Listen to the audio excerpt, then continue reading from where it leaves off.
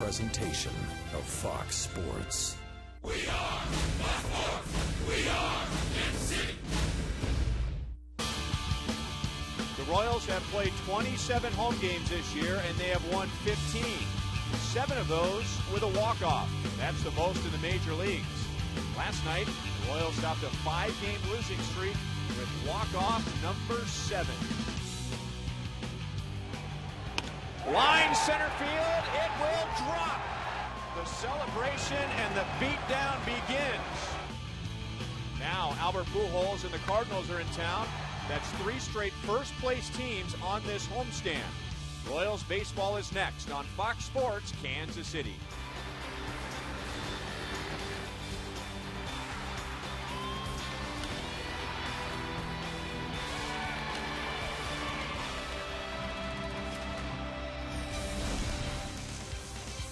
Interleague play begins around the major leagues, and here in Kansas City with the I-70 series, that means big crowds and bragging rights. And for the Royals on this homestand, that means 3 straight first-place teams.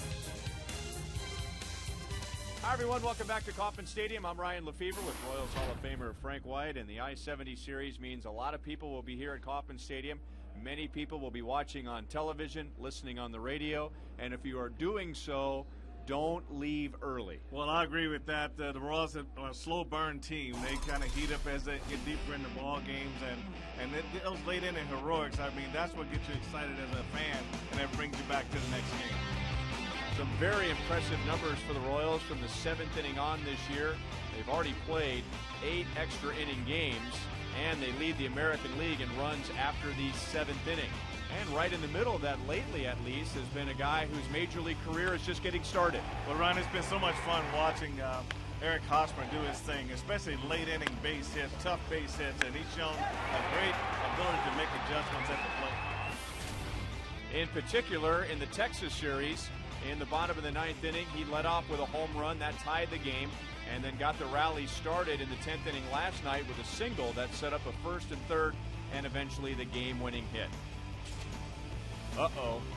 Albert Pujols and the Royals. That's a bad combination for Kansas City.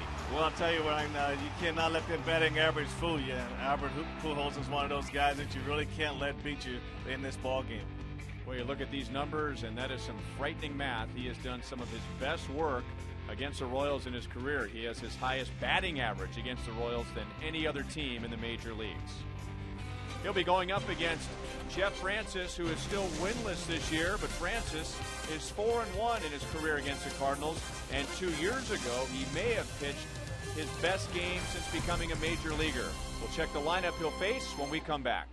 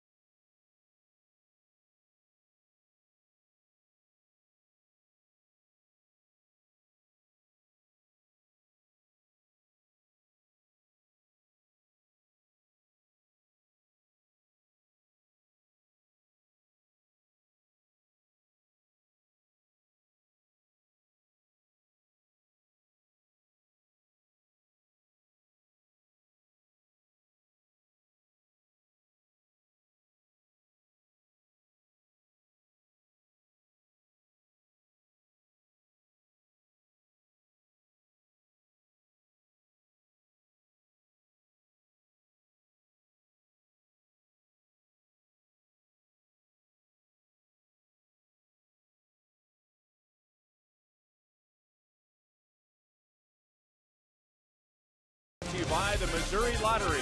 When you play, students win.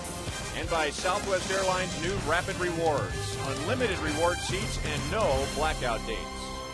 And now Southwest Airlines will show us the Cardinals' batting order tonight. They lead the league in hitting. They lead the league in runs scored, even though Albert Pujols is hitting .264. But Matt Holliday's had a big year. Lance Berkman's had a big year, but he's out tonight with a sore wrist. Last year, the Royals had a tough time holding down Colby Rasmus. Well, you're right, Ryan. Colby Rasmus last year was 5 for 11 against the Royals with 2 home runs. But he has been out the last four games, so the Royals will be hoping that he won't be as sharp tonight. And the defense that the Cardinals will face tonight, presented by Ram Trucks. It'll be Chris Getz at second base tonight, and Brian Pena behind the plate for Jeff Francis. Last night, the Royals ended a 5-game losing streak on a Melky Cabrera broken bat single, an Eric Hosmer base hit, and then Jeff Francoeur winning in the 10th. Now the Royals hope to start a winning streak tonight. The first pitch is next.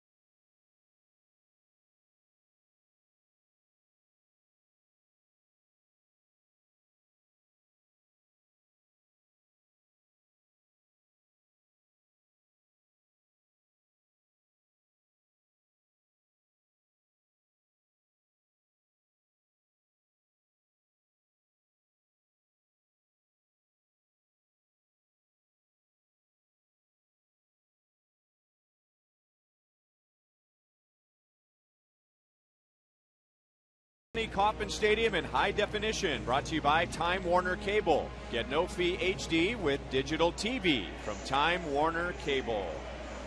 Out to left field, here's Joel Goldberg.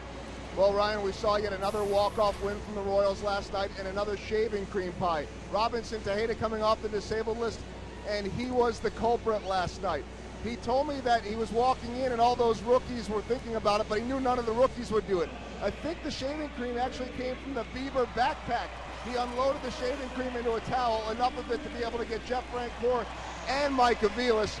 But he got a phone call after the game from the Dominican Republic. It was his mom saying she saw it, and she said, "Why would you do that to him?" He had to explain to his mom that this is what they do when they win. They were just having fun. He's hoping for 10 more in a row. Doesn't care if they're walk-offs or not, guys. All right, thank you, Joel. Jeff Francis dealing to Ryan Theriot in his first year at the Cardinals, and he throws a strike. Theriot has hit in 5 straight and batting at .303. The Cardinals as a team hit .284. That leads the National League. They lead the league in runs scored, and they have the highest on base percentage.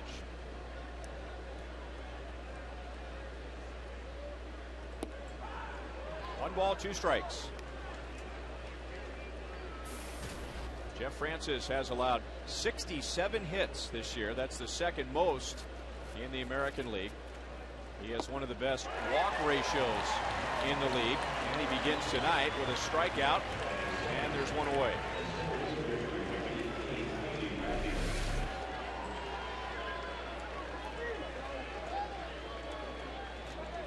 Right, to go back to Jeff Francis' first 4 starts. He really, if he could have got off to a good start in the win column in those first 4 games that he pitched, the things would be a lot better for him. Right now, just trying to get himself righted in the W column. As the longer you go, then the tougher it gets when you go out there. And if you like the statistic of quality starts, Francis had 4 of those in his first 4, but now just 2 in his last 5. 2 balls, no strikes on Colby Rasmus, also hitting above 300. He leads the National League with 32 runs scored. Up the right field line and foul by about a foot. It rained all morning, and it rained hard. Thunderstorms moving through Kansas City, especially to the south. With 70 degrees and sunshine at first pitch. Game started at 7:10.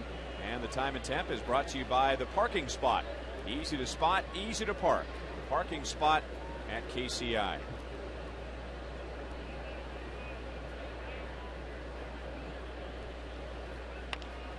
Kind of a half swing. Escobar charges straight in. He was playing behind the bag, and there are 2 down.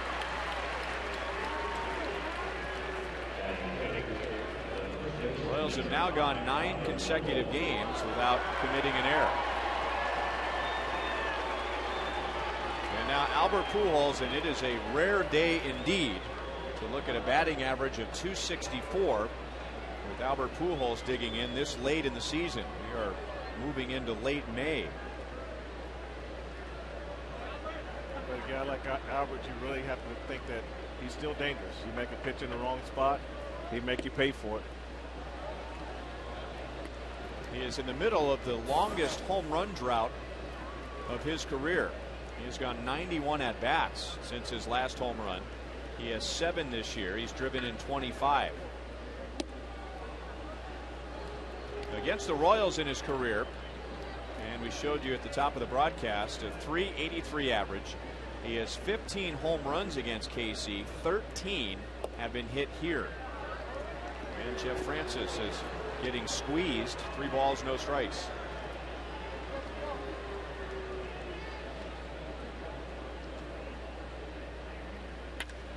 He swings 3-0. Frank Coeur runs into the sunlight, and Jeff Francis gets the Cardinals quickly in the first.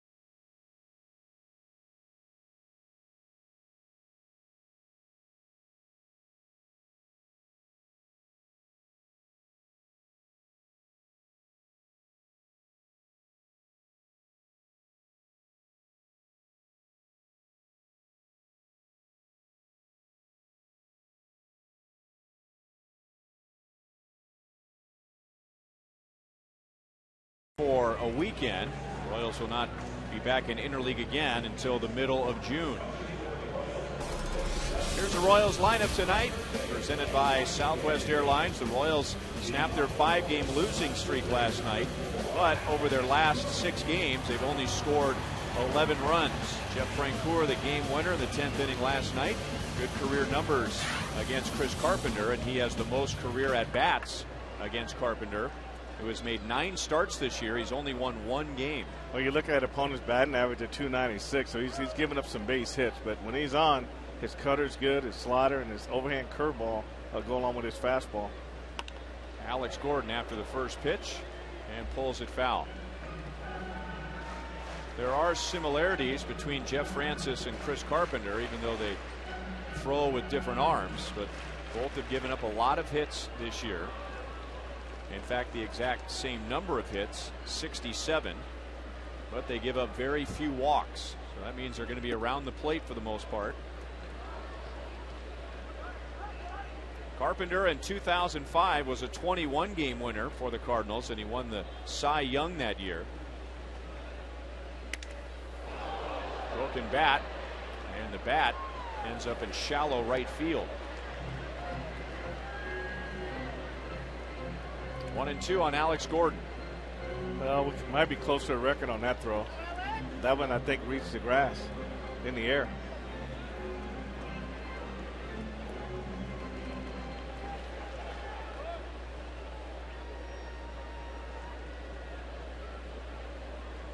Royals only faced the Cardinals once last year. They took 2 out of 3. That was here at Kauffman Stadium. The Royals did not travel to St. Louis, but they will this year. They did not see Chris Carpenter, so Alex Gordon is facing him for the first time. Carpenter, after winning the Cy Young, caught the injury bug and pitched very little in 2007 and 2008. Off to a good start tonight as he strikes out Alex Gordon. And in 2009, after spending a lot of time on the disabled list, he was the National League Comeback Player of the Year. Cardinals defensively tonight, presented by Ram Trucks. Alan Craig, Colby Rasmus, John Jay. A lot of names we're just getting familiar with. Daniel Descalzo at third base. Tyler Green at second. Ryan Theriot at short in his first year with St. Louis. And then the familiar names of Albert Pujols at first and Yadier Molina behind the plate.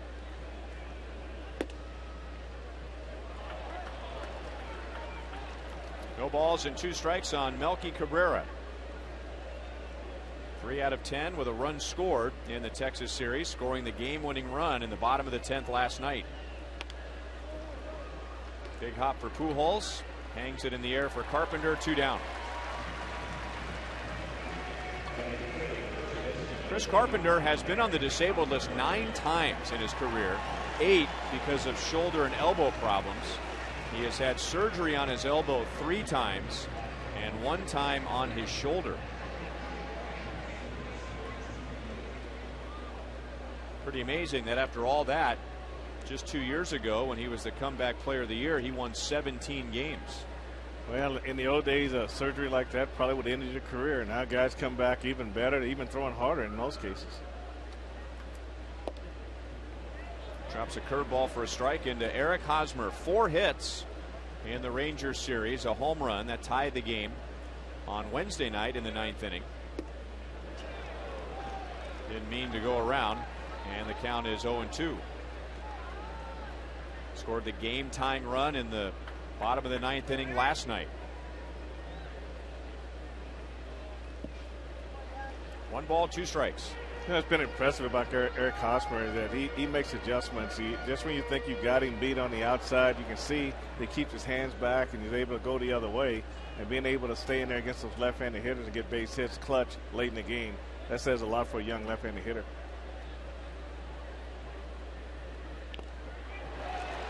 Molina hangs on. Carpenter strikes out 2, and we have no score.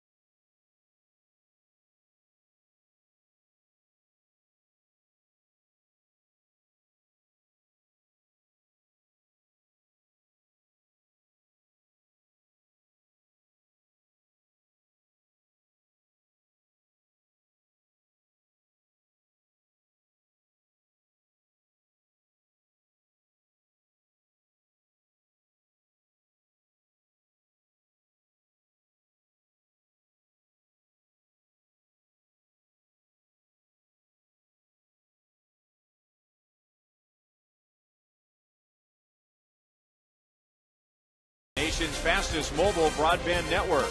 By Panera Bread Catering. Order online at PaneraKansas.com.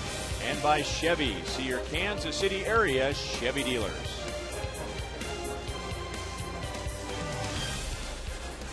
No score, second inning. Good starts for Jeff Francis and Chris Carpenter. So Matt Holliday bats with nobody on, leading off the second. The Cardinals are banged up at the moment. Holliday has been bothered by a left quad muscle. He did not play yesterday against Houston, and now with the American League rules, Tony La Russa can get Holliday in the lineup as the designated hitter. He's got to feel pretty good. That quad muscle is a tough one. I had one of those one time and thought I was okay to come back, and it just popped right back up again. So you really got to be careful with those, even more so I think than hamstrings. Line to center, but right at Melky Cabrera. So maybe the Royals will benefit from some line outs. They've been the victim of that in the past week or so. So Francis starts out by retiring the first four, and the batter is Alan Craig. Lance Berkman is having a great year for St. Louis with 11 home runs. That's second in the league. 35 RBIs, leads the league, but he is out with a sore wrist. Frank told you that Colby Rasmus had been out for 4 games with an abdominal strain. So I think the Cardinals are a bit beaten up as they arrive at Kauffman Stadium, but they have won their last 4 games.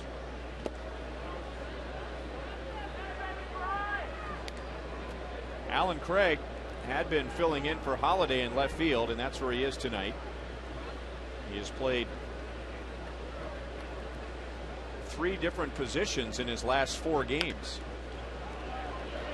Francis a long way toward third and then couldn't find the grip.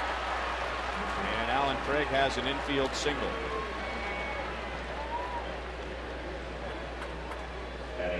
Jeff does a good job getting off the mound here. He puts himself in real good position to make this play. He sets his feet, and when he went to turn, a lot of times it's all about the head. You got to make sure the ball gets in there. When the head goes too early, seems like for some reason the hand just doesn't go to the ball the right way, and that little hesitation cost him a base hit right there. And that brings up Yadier Molina, who's hitting .323. That's the 8th best batting average in the National League.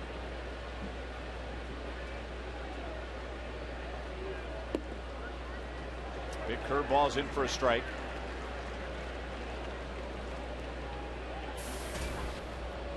A couple of years ago, Jeff Francis pitched a complete game 2-hit shutout against the Cardinals. He had a perfect game going into the 6th, and Yadier Molina ruined that with a base hit. The next inning, Albert Pujols doubled, and that was it. He is 4-1 against the Cardinals in his career.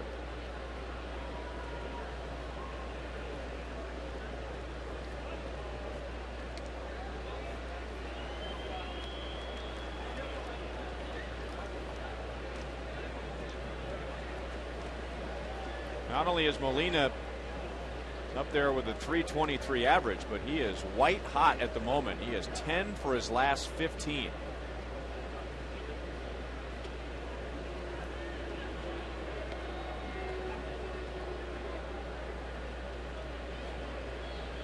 Excellent defensive catcher. Molina has won 3 Gold Gloves in his career.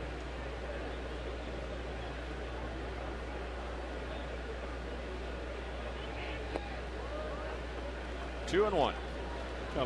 You hear a lot of talk around about catchers who hit well, and if they hit well, they don't want them to stay behind the plate. They want to move them to first base and other places on the infield. But you take a guy like Molina. I mean, he can hit. To me, if you got a catcher that can hit and catch, to me, that's a position you don't worry about for a while. And you worry about it. I think teams worry about it a little too early before the guy even gets established as a player. You take a guy like Mauer. He can hit and he can catch. So why do you want to move him somewhere else? Because catching is always a premium position. When you think back in the old days with Johnny Bench and Carlton Fisk and guys like that, that was an RBI producing position. But when you take guys who can catch and hit and you move them somewhere else, now you're still trying to get by with a little less behind the plate.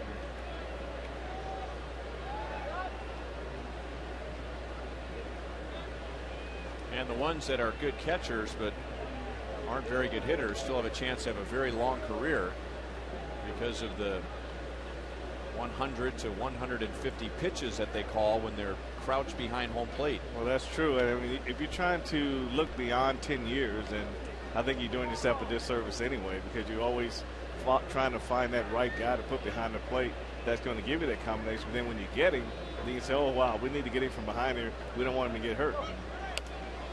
So what's the catcher's value to your ball club? If he can catch and hit, then to me, that's an all-star player. But if you keep moving him to first base and other positions, and now you're still trying to figure out what you're going to do with catching, so it tells me that you're trying to get by with less behind the plate when you should keep that guy who can hit and catch right there behind the plate.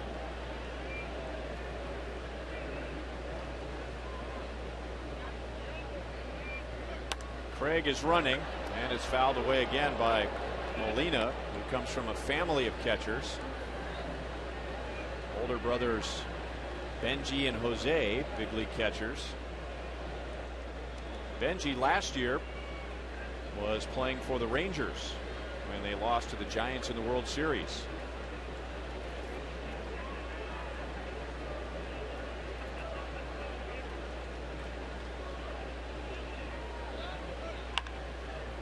Pulled foul again. 4 straight foul balls for Molina against Jeff Francis. Cardinals got off to a slow start this year. They lost their first 3 series, but then they won 6 series in a row. And now they've won 9 of the last 10 they have played in, with a tie series mixed in. Half-game lead over the Reds coming into tonight in the National League Central. And that is a well-earned walk, a rare walk given up by Francis, but Molina earned it with 4 foul balls, and now 2 on with 1 out.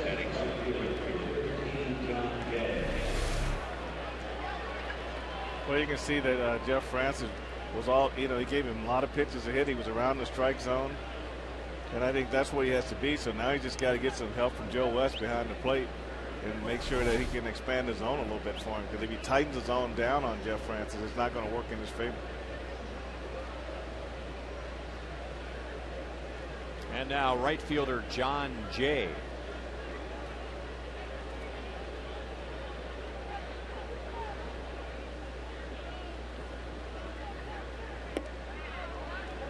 A little bit high, ball 1. John Jay, former 2nd-round pick for the Cardinals out of the University of Miami in 2006.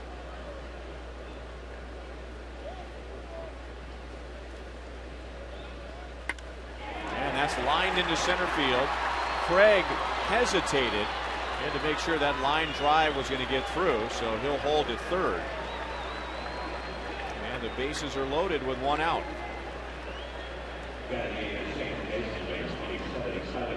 When you're leading off second base, you always want to know where the shortstop is. If the shortstop see you right where Escobar is and the ball's hit to your left, then you got to feel pretty comfortable that you can go right away on contact. This ball's hit right up the middle. He had no reason really to stop right there, but as hard as that ball was hit, he probably wouldn't have had a chance to score anyway. But when you're on second base, just find out where that shortstop is, and they'll tell you everything you need to know. So Francis in trouble in the 2nd inning. And now Tyler Green at the plate. Ground ball. Escobar out at second. Double play. No longer in trouble. The inning comes to an end.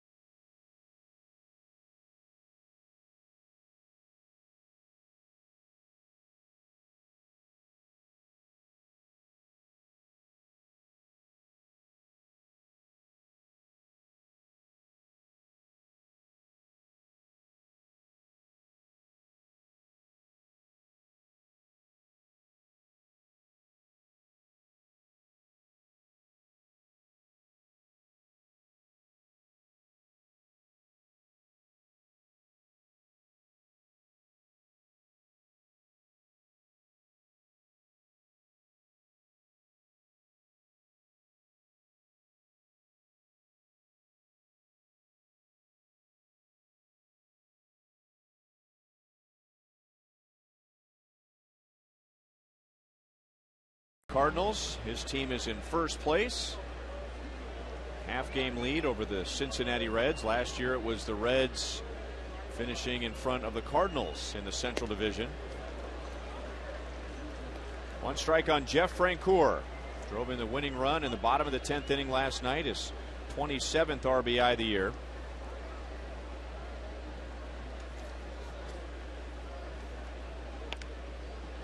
Jam, a slow roller to third. Descalzo throws him out.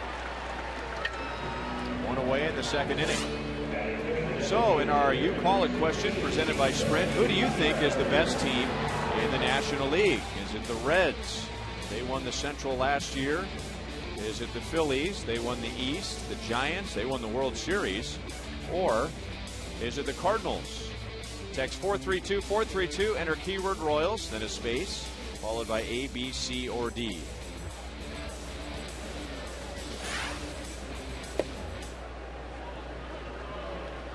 Oh, 0-1 to Billy Butler.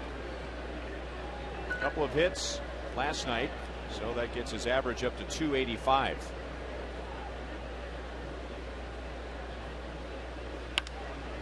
And he hits a ground ball to short. Terrio picks it up, takes his time, and throws out Butler.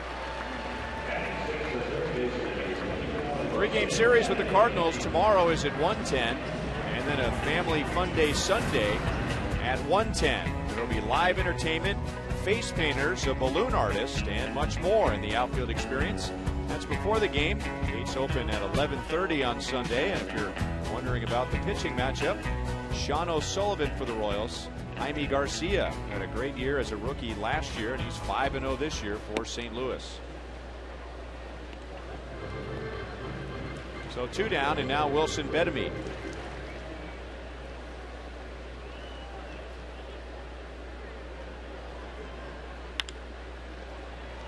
Big hop for Pujols, and Carpenter has retired the first 6 tonight.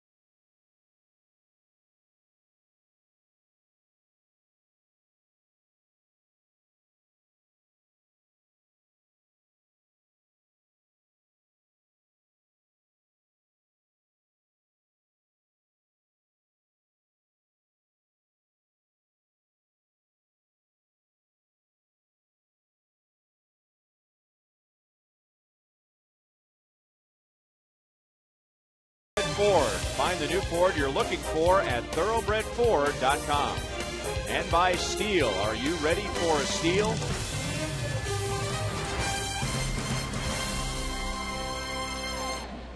Royals and Cardinals this weekend, and no score to the 3rd inning.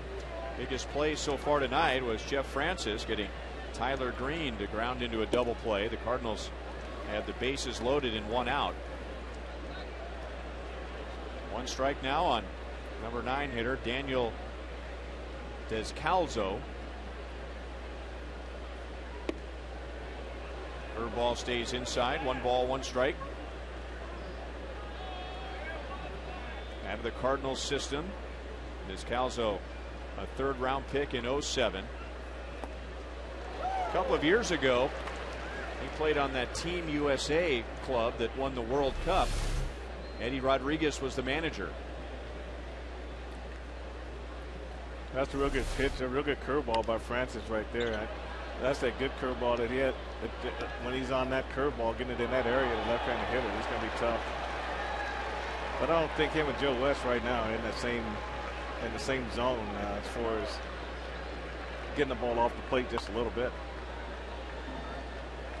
Pulled foul to first base coach Dave McKay.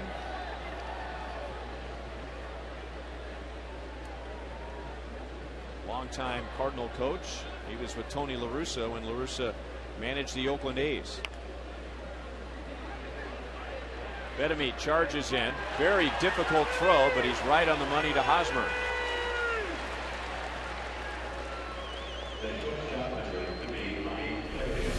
Let me take a good look at this. He catches the ball here and didn't quite get the right grip. He had to throw off the wrong foot, but he made an accurate throw. And Hosmer first made it look easy. I think we've seen enough now from Wilson Bedemy to third base to say that that is probably his strength.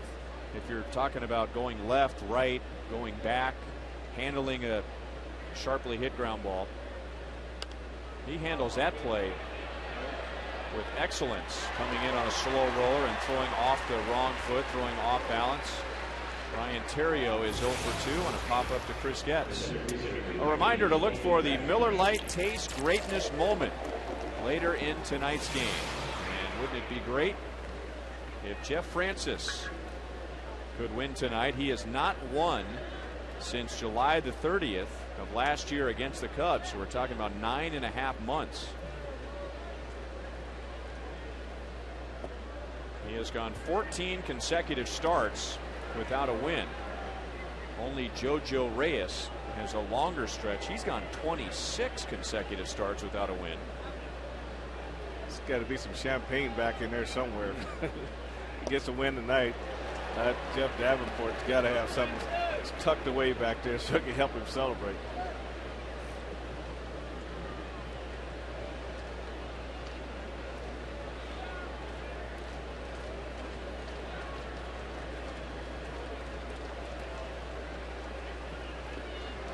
Got him to chase a curveball in the dirt. Pena down to first. That completes the strikeout of Rasmus. And we have no score at the end of 2.5.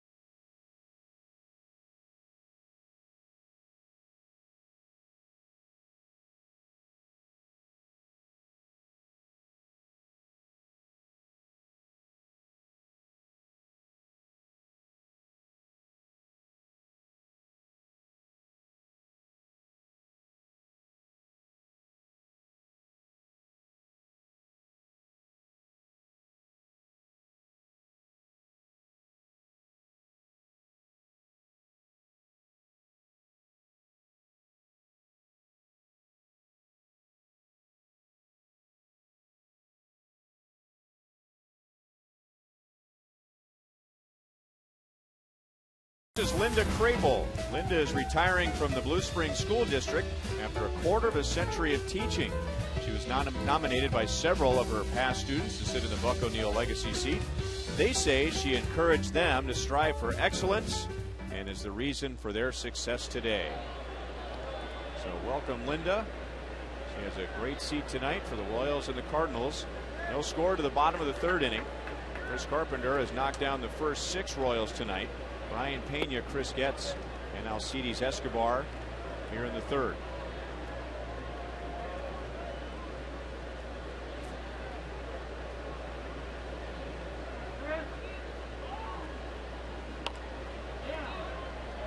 1-2.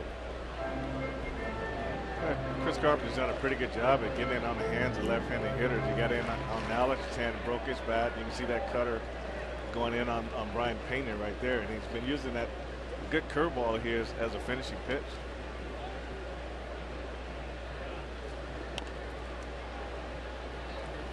Still 1 ball, 2 strikes.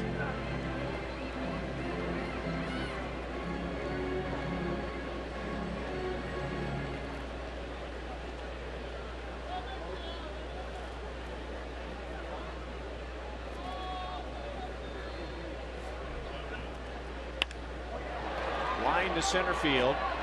Rasmus is there, so Pena hits into bad luck. And now 7 in a row retired by Carpenter.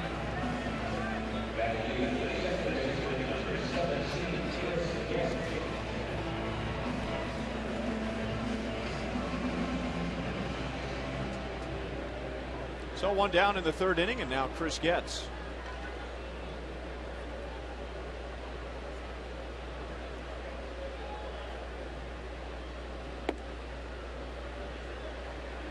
Carpenter was beaten up by the Reds on Sunday. They scored 8 runs in 6 1/3 innings. Now, the Cardinals were swept in that series by Cincinnati, so that's how Cincinnati was able to stay close. But since Carpenter was beaten up, the Cardinals have won 4 in a row. They took 2 from the Phillies, 2 from the Astros, and they only allowed 5 runs in those 4 games. Tony La Russa, for the most part, says he has been thrilled with his starting pitching this year. They've had some problems in the back end of the bullpen. This will be an interesting matchup of one pitching staff that has really been holding down the opposition against a Royals team that has had some trouble scoring runs lately. Going to be a tough play for Terrio. Cutting in front is Descalzo. He throws it off the netting of the camera bay. That should be an infield single. I think Getz beats it anyway. I agree with that. It was a nice effort. But the way Chris Getz hits this ball, there's no chance to get him at first base. You know, you can see he kind of reaches for this pitch a little bit, hits over the top of it, and that takes him right in the direction of first base.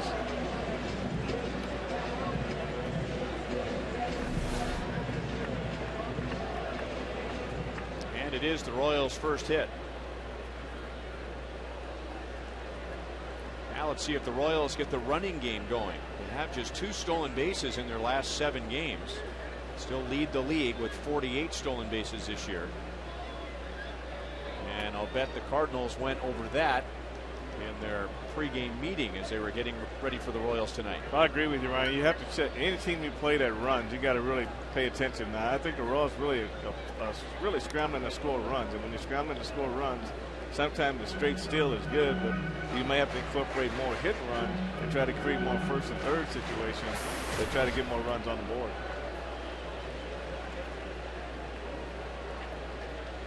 Carpenter normally manages the running game well. He's quick to the plate, quick to first, and Molina has a good arm behind the plate.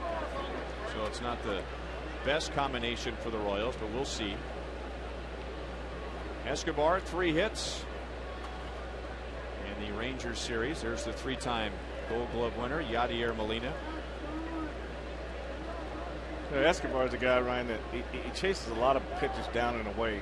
And I think he's a guy, he'd be a prime guy, I would think, for a hit and run, because it would force him to stay on the ball a little bit more. And he's more successful with 2 strikes when he tries to go the other way. So I think he got a long swing, and he pulls his head a little bit. So I think if with a hit and run, it would make him focus on the ball a lot more. And maybe it can open up some holes and get some cheap hits too. Doesn't look like he's reading Carpenter very well. Those 2 pitches aren't even close to the strike zone.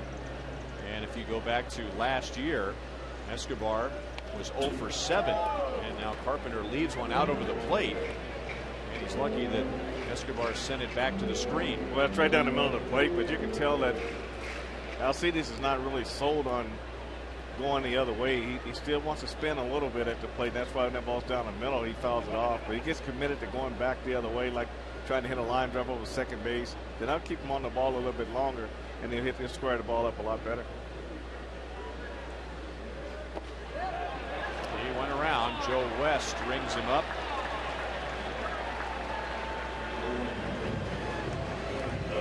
that is simply just a hitter who does not see a specific pitcher very well. Well, he's just not picking the ball up, and either that or he's guessing a location and not getting it. But a lot of times guys can guess and not swing if they don't get their pitch. But right now, if he is guessing, he's not able to lay off that pitch down and away. Alex struck out looking in the first inning.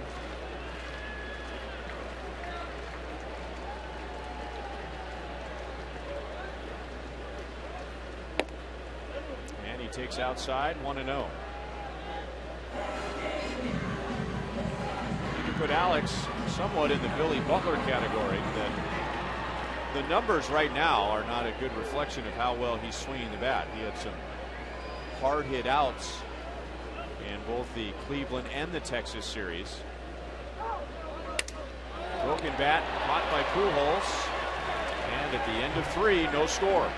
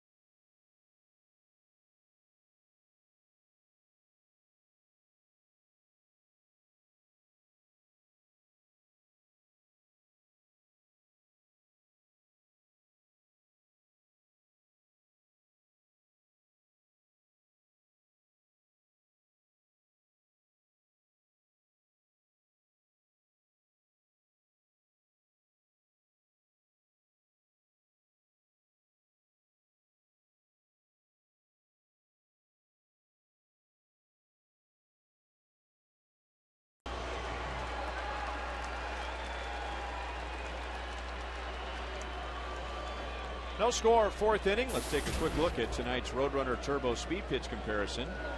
And Carpenter more of a power pitcher than Jeff Francis, so not much of a comparison. Now fast is even faster. Double your speed with Roadrunner Turbo. Albert Pujols swinging at a 3-0 pitch in the first inning, line to right. Down, no balls, 2 strikes. He's really a tough guy to pitch to because he's one of those guys that hits out of the same stance for the most part all the time. He's always had good balance at the plate. He's always had good plate coverage. He's always been able to let the ball travel a little bit further. His hands are so strong that he can hit the ball out of any part of the ballpark. But right now, it's just not really driving the ball the other way. So you can look at the average and tell you that he's having a hard time just squaring pitches up that he was squaring up last year. To third base coach Jose Oquendo. And last year he hit .312, and that was a career low. I mean, that's how good he's been.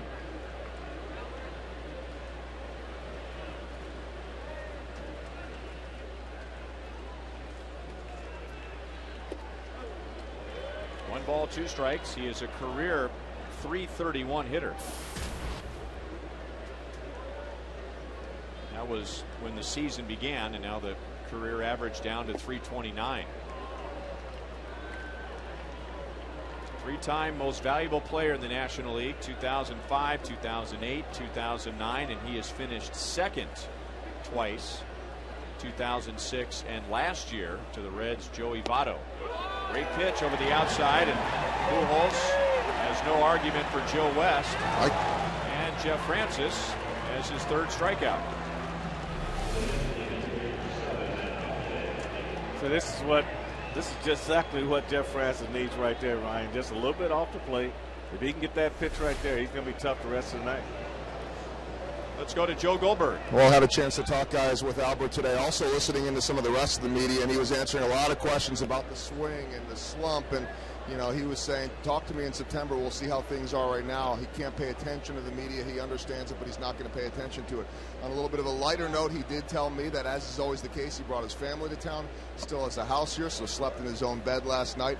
And he said he really doesn't know a whole lot of the Royals anymore. He knows Alex Gordon a little bit. He knows Robinson Tejeda from back home, but he said these Royals are so young, he doesn't know them. He said it's nice to see them having fun. You still have to treat this like a kid's game and enjoy it a lot.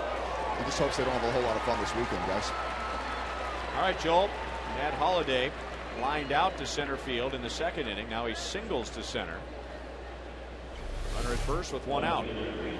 Well, Jeff Francis has a shot at this, but, you know, when he's on your glove side, you think you do, but this ball is probably behind before he even decided to reach for it. We left a curveball out in the middle of the plate, and that's what you do with a hanging curveball. You hit it back through the middle.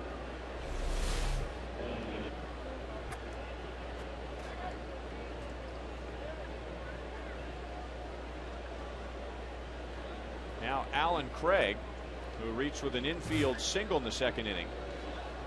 And the Cardinals went on to load the bases with one out. But Jeff Francis got out of the inning, getting Tyler Green to ground into a double play. Former 8th round pick of the Cardinals, Alan Craig, was their minor league player of the year in 2009.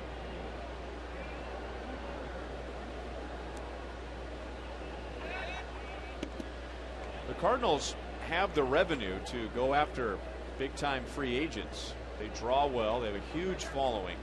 So they can go out and sign somebody like Matt Holliday, or a few years back when they got Chris Carpenter as a free agent. But when you look at their lineup tonight, there are several players that have been from the Cardinals system. Colby Rasmus was a first-round pick. Albert Pujols, drafted by the Cardinals. Alan Craig, Yadier Molina, John Jay, Tyler Green, Daniel Descalzo. All those guys coming up through the Cardinals system.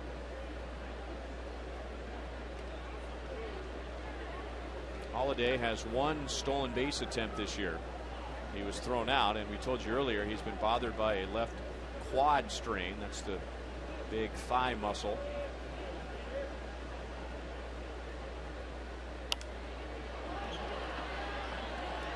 Two balls, two strikes. Coming up on the next homestand, the Royals will be hosting the Angels, the Twins, and the Blue Jays. And Memorial Day, the Royals will be home this year. Monday, May the 30th. That's a 3:10 game with the Angels. And you can purchase $5 Hy-Vee level tickets for that Memorial Day game with the Angels. Second time the Angels will be at Kauffman Stadium. Chased a pitch up and away. Alan Craig strikes out, and that's 4 for Jeff Francis.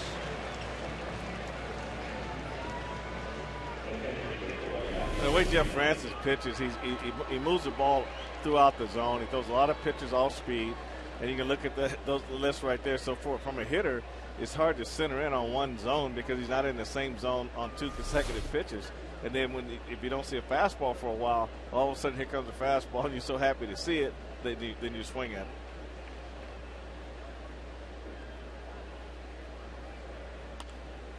Molina chased a curveball down, fouls it away. 10 for his last 15. Molina walked in the second inning. It's only the 11th walk given up all year by Jeff Francis. And Molina, not normally one who walks a lot. That was just his 10th of the year.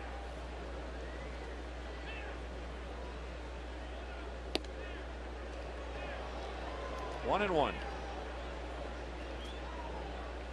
One thing I give Jeff Francis credit for, once he gets a pitch, if it's off the plate, he'll go back and see if he can get it again. So right now, he and Joe West really haven't been consistent in the area, but he tests it out every now and then. Drilled to right field, but Francoeur runs it down. So 4 scoreless innings tonight for Jeff Francis.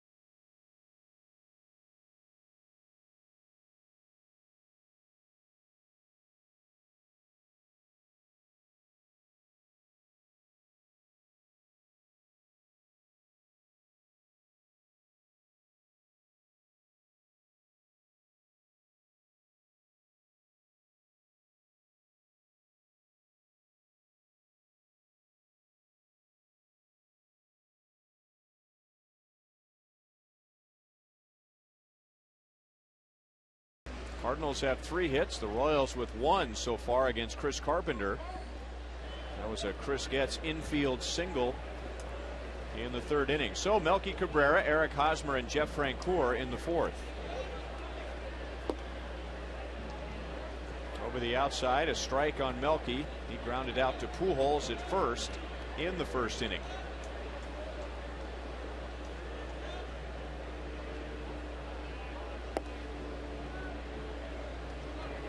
One and one.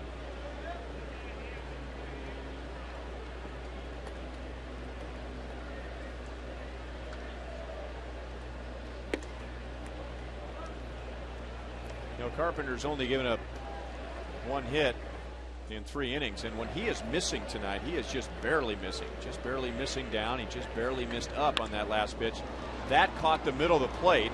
Melky jumps on it, but Rasmus gets a good jump and flags it down. That's 3 lineouts for the Royals tonight, and the second one to center field. Well, like I said, this offense is just waiting on a couple back-to-back hits to really get them going, and they are swinging the bats well tonight. They're not to show for it, but they are hitting line drives, and I think that, you know, from a team standpoint, you got to feel good when you go back to the bench and the guys see that their line drives flying around out there. Everybody's going to feel like they can get them a hit. Eric Hosmer struck out. Carpenter got him with a curveball in the 1st inning. Bloop to left, and that drops. Hosmer takes a wide turn, but he'll hold with a 1-out single. So that's baseball for you right there. Melky Cabrera just hits the stuffing out of his pitch, makes an out. Hosmer gets jammed and hits a bloop to left, and he gets a base hit. Just got a cutter in on his hands, and it gets him wide open, and you can see the ball just slices off right over third base out in the outfield.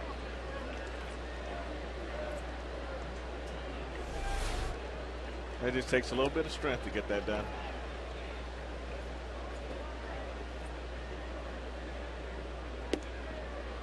A strike to Jeff Francoeur. Rounded out to 3rd in the 2nd inning.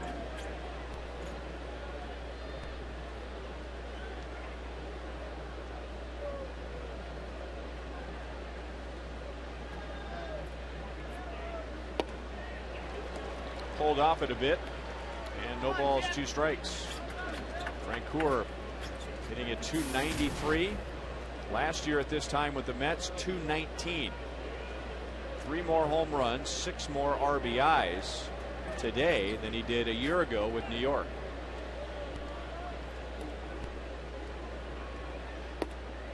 Laid off that time. That kind of goes to show when you're having fun and you feel like you're in shape, you got something to play for, you kind of like on a mission anyway to revitalize your career, and you got it with a bunch of young guys, and he's right in line teaching them how to play the game and teaching them how to be good teammates, and he's having fun, and I think that a lot of that's showing up. Rolled to 3rd. It's a foul ball. I don't think Jeff Francoeur will ever be old. His smile will never be old. I mean, there might be a number, an age next to his name, but I could never see him being the old one of the group. I mean, even though he is, you know, considered one of the veterans on this team. I mean, he's 27 years old. He just seems older than that because he's been around for a while. And now he pokes it to right field. Jay coming up, makes the catch, and the Cardinals turn a double play. Hosmer thought it was going to fall. He was thinking about second base, and that's the end of the inning.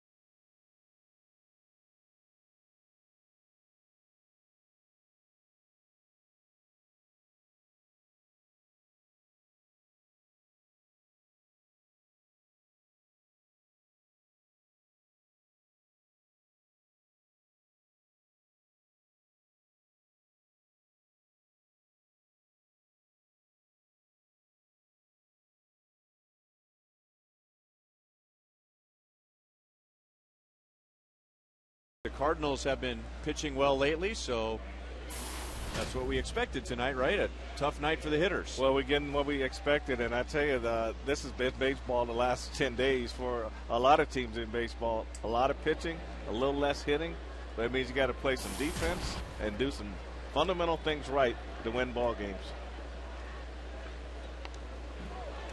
John Jay lays down a bunt, and Bedemeet grabs it. Why does he keep doing that?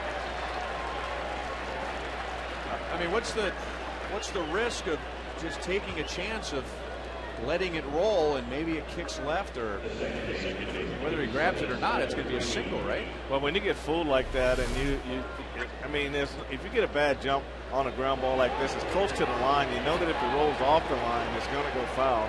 So you're right. I mean, he's going to beat it out anyway. So let it go. Hope it goes foul. If he hits the base, it's the same thing anyway. So at least you give yourself a chance to save a base hit right there. I mean, that may have stayed fair. It may have rolled right along the line. It may have hit third base. And it may have stayed fair and stayed to the right of third base and rolled towards left field. But I mean, Bedemeet can stay with it and pick it up then, and you still hold John Jay to a single. I think the key right there, Ryan, is you get surprised by it. If you see it right away and you react to it right away, you can make a play. But when you get surprised by it, then you might as well let the ball go, especially when it's rolling that fast close to the line.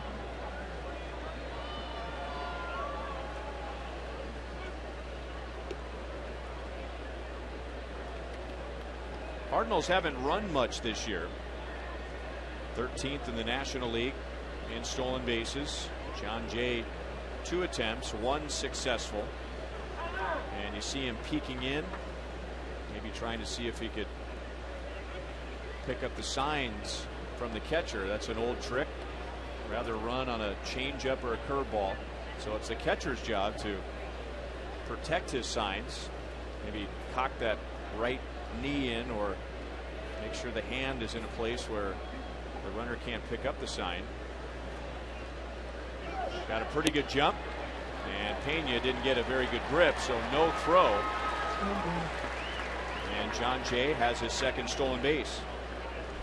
I really think this was a hit and run, and there was no contact made at the plate. He gets a great jump off first base and just keeps his head down all the way in there.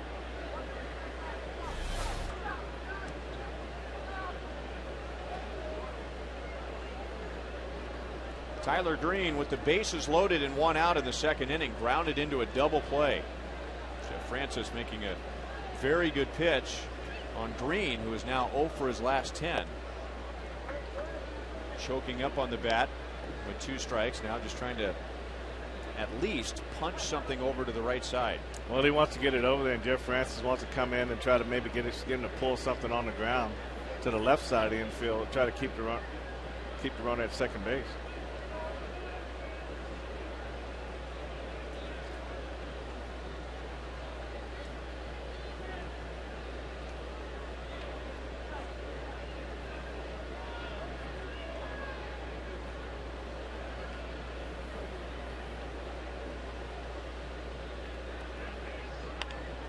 On the ground to third. Tough hop for Bedemeet, and now a heads-up play to cut in front of Jay. He stays in a rundown, a play at second base. Didn't quite get a double play. Bedemeet thought he applied the tag, so he argued for a moment with second base umpire Angel Campos.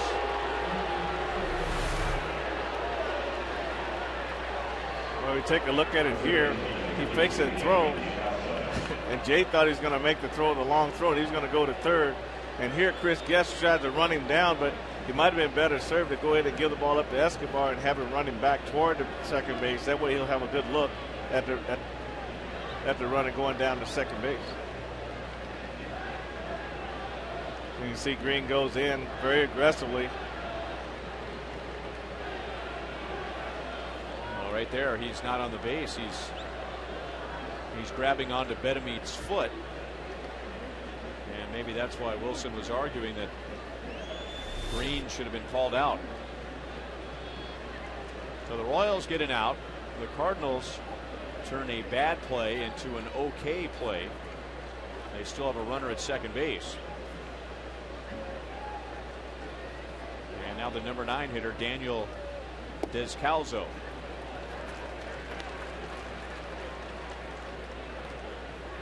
Mentioned when he batted in the third inning back in 2009. Remember when Royals coach Eddie Rodriguez left the team at the end of the year to coach Team USA. Jamie Quirk was one of his assistant coaches, and they won the World Cup. Descalzo played for Eddie Rodriguez. Nice play, Betamit. Again, thought about going after the runner at second base. Throws out Descalzo, and there are 2 down. And what the base runners are doing, they're trying to wait for Wilson to commit the ball, to throw to first base, and then they want to ease on him to third base. But he did a great job looking Green back before he made the throw over to first base. Well, Jeff Francis, I give him a lot of credit in this inning, Ryan. Had man at second, nobody out. He induced a ground ball to third base to keep Green from advancing Jay to third, and then again he gets another ground ball.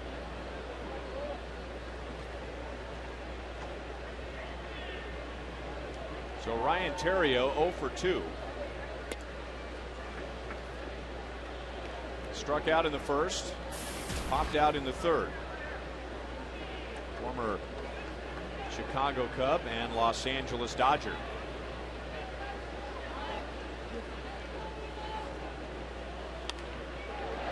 Loop to right. Francoeur was playing shallow, and that's the inning. So Francis gets around the leadoff bunt single.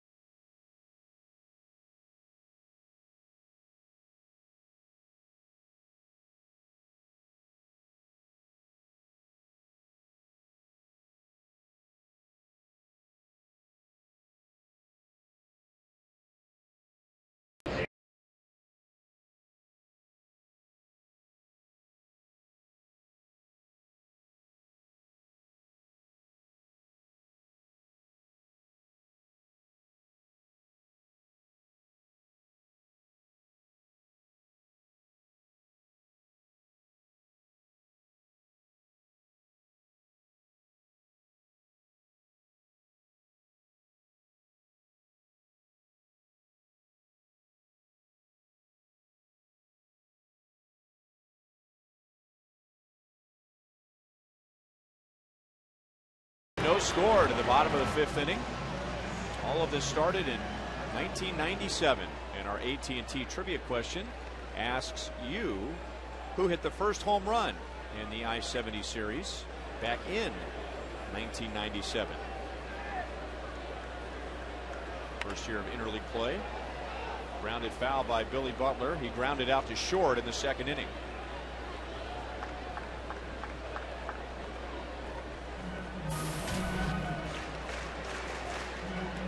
'97.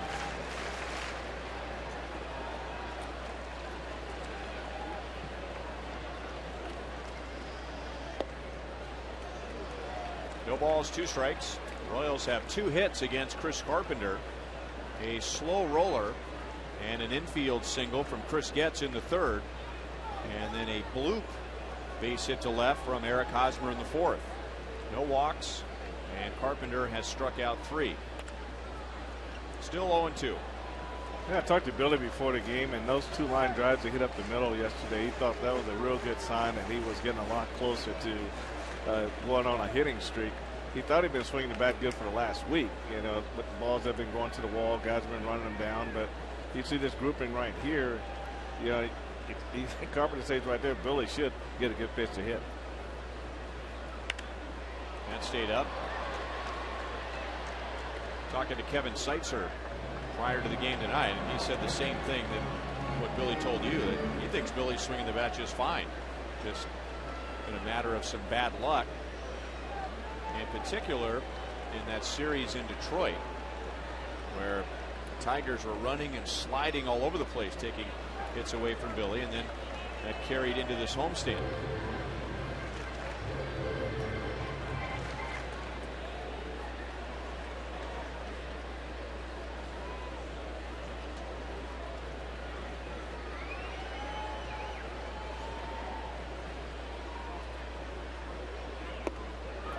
Slider down and away. So 4 strikeouts for Carpenter, 1 down in the 5th inning.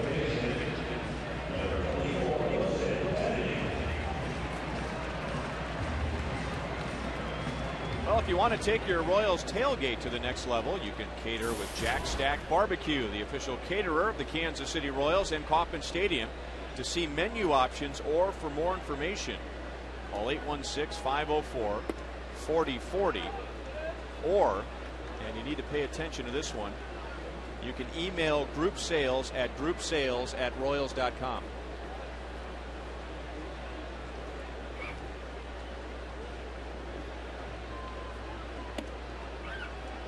2-0 on Bedamit, out on a ground ball to first in the 2nd inning.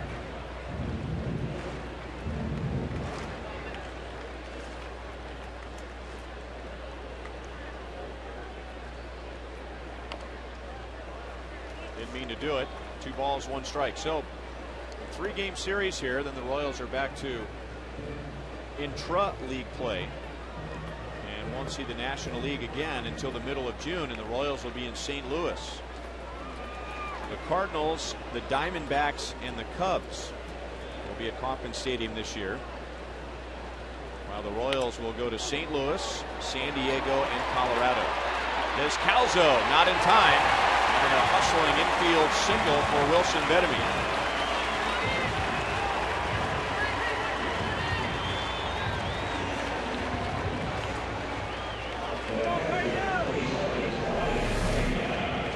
Well, Carpenter does everything he can, but what a nice effort by the Scouser coming over from third base, and Wilson, he smells this hit right here.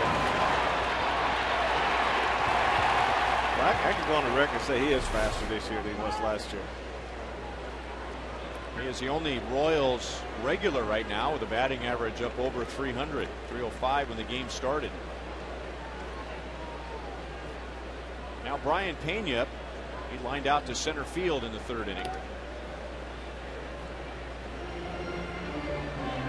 Bedamit, as you were saying, Frank, has been running better. He is not regarded as one of the Royals burners, as they call him, with great speed, but he does have 3 stolen bases, and that's a career high for him in a big league season.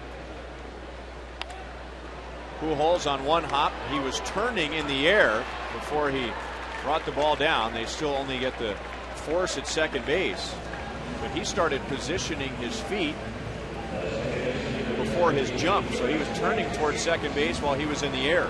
That's a veteran player that's played first base for a while. Gold Glover. That's really just being able to understand what you need to do in order to get the ball out quicker. So he wanted to be able to be in a position as soon as his right foot planted on the ground that he was ready to let this ball go down to the shortstop.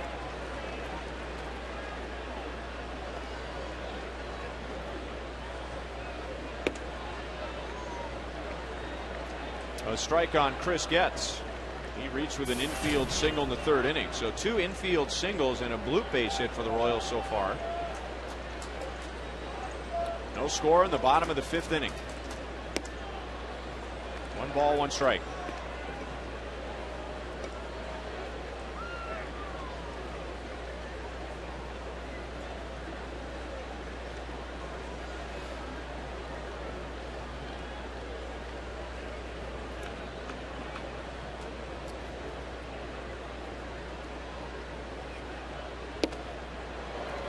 That cut fastball that just bores in on the hands, and it's 1-2. I think Chris Getz probably disappointed he swung at this pitch because it's off the plate, but he's got to be pretty happy he didn't hit this pitch too, because it would have been right on his knuckles. Ball moved a lot. It might have taken 5 minutes to pick up all the pieces of the bat. For sure. That was out over the plate and fouled away. 1-2.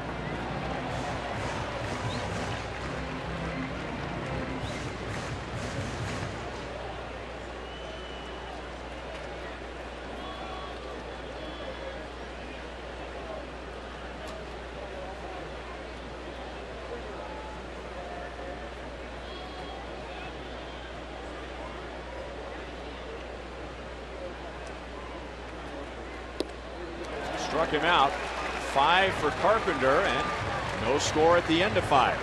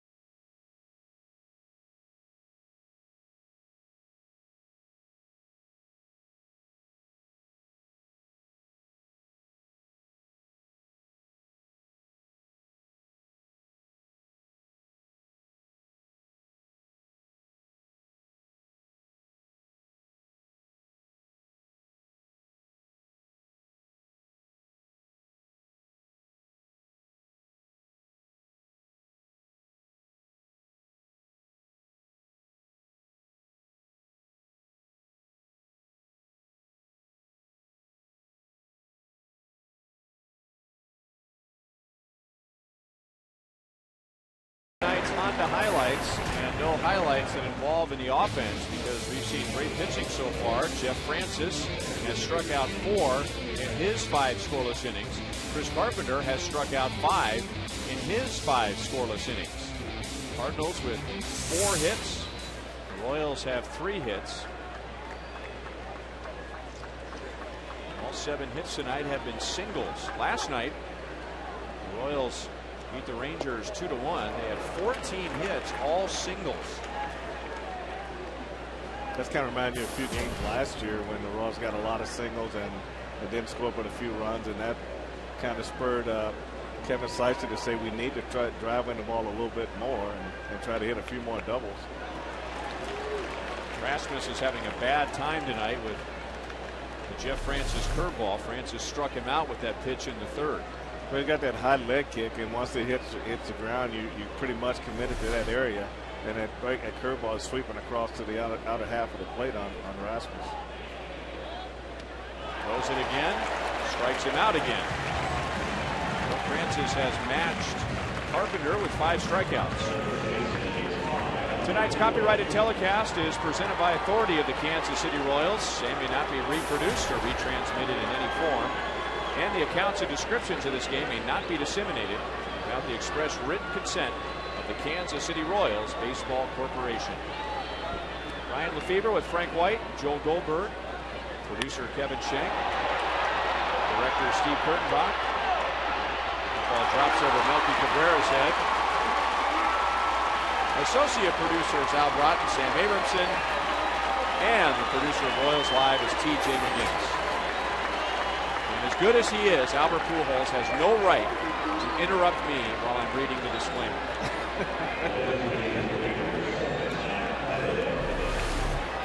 Well, you can't hold him down long. This pitch is down out over the plate, and he goes down and drives it into left center field. It stays up a long time, but this is a big ballpark. You can see how he just stayed down through that pitch.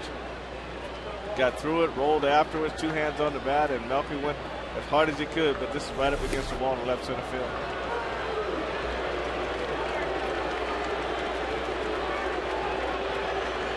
with an open base and Matt Holliday at the plate, who is line to center and single to center. The Royals will put him on and try and set up another double play. Francis used a double play to get out of the second inning. That was with Tyler Green at the plate. In this inning, he will try and do it with Alan Craig at the plate. Let's answer tonight's AT&T trivia question. Who hit the first home run in the I-70 series back in 1997? Take a wild guess. I'll say Mike Sweeney. Wild guess. Mark McGwire in the house. In the house. Doggone it. There he is. I was thinking, who's in the house from 97?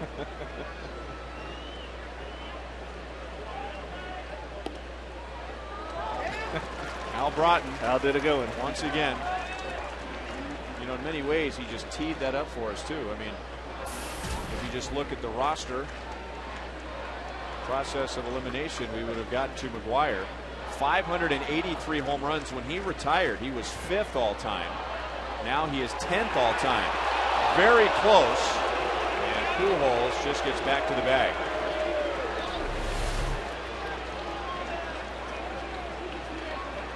Well, you may wonder why they would try to pick Albert Pujols off second base, because he is a very good base runner, and he will steal a base at times, and just being aggressive on his leads at second base. And they just said, well, we know about you, so we're going to make sure that you know that we know. And they try to pick him off. But very aggressive base runner for a guy his size. Another chance for 2 out at second, and Francis does it again.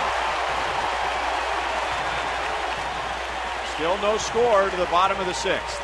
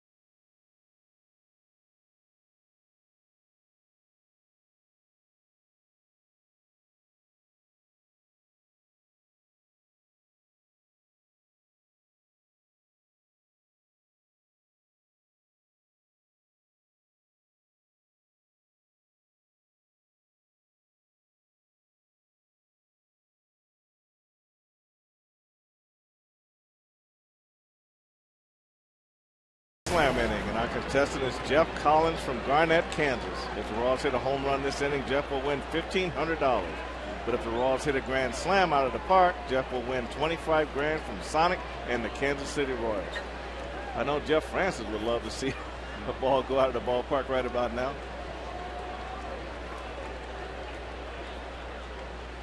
Well, the Royals have been scoreless for 5 innings. The last time Jeff Francis pitched was on Saturday, and the Royals were shut out by Brad Penny and the Tigers. Escobar tries to push a bunt to the right side. 1 ball, 1 strike. Mentioned earlier that Francis has not won since late July of last year. That's 14 starts. I should also add that in those 14 starts, the Rockies and the Royals, the 2 teams he's pitched for, have scored 28 runs. So 2 runs a start. Not that he's been at his best over that stretch, He has gotten almost no run support. So Escobar 0 for 2, and now Alex Gors coming up, and we look at tonight's league leaders, brought to you by your Kansas City area Toyota dealers. And the Royals outfield has been very productive this year, most productive in the American League. But man, look at the Cardinals. They have 95 RBIs from Lance Berkman, not playing tonight, Matt Holliday, and Colby Rasmus. Well, that outfield is in a league of its own. Berkman tied for the league lead with 35 RBIs. But he is out of the lineup tonight with a sore wrist. And now Alex tries to lay one down.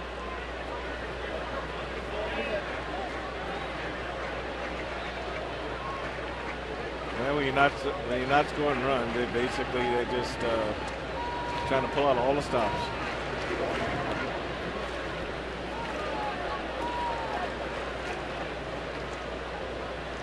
Chris Carpenter going for just his second win all year. This is his 10th start.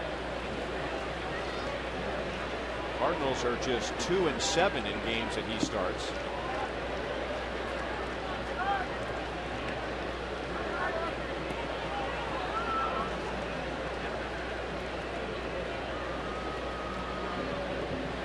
Cardinals suffered a major blow in spring training this year when they learned that Adam Wainwright needed Tommy John surgery.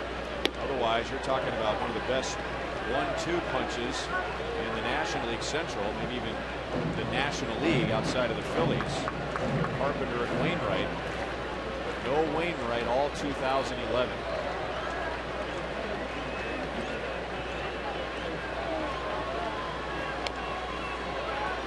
Still 2-2. Remember, if you take your group out to Kauffman Stadium, you will save big. Groups of 20 or more get a significant discount compared to single game ticket prices. For tickets, call 816-504-4040 or go to royals.com/group.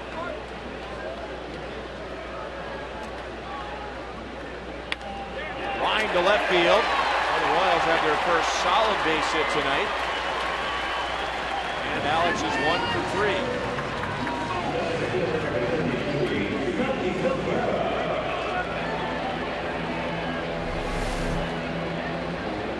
See if the Royals can get something going right here. Now, this is just a real good piece of hitting right here. This is all hands. Everything else is looking inside. This won't tell him away. And he just had enough reach and got on the good part of the bat in order to get it out in the left field for a base hit. So that's a real good adjustment on that swing by Alex Gordon. That was a great replay. You could see the flex and the vibration in the bat. The bat hits ball. And you think of the bat, I mean, a solid piece of wood there, but there is a little bit of bend, a little bit of flex. And if it bends or flexes too much, then the bat breaks. Yeah, that's true. And you can see it more at the end of the swing. And I think that's what we saw right there, because the top hand was starting to come off a little bit.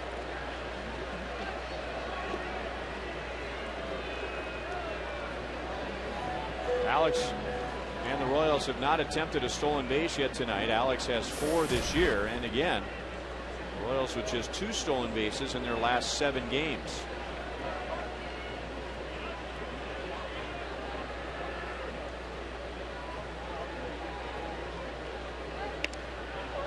Popped up, backing up is Terrio. 2 down. Melky Cabrera is 0 for 3. This week, Fox Saturday Baseball is back in prime time as interleague play gets into full swing. The Cubs, for the first time ever, will go to Fenway Park to take on the Red Sox.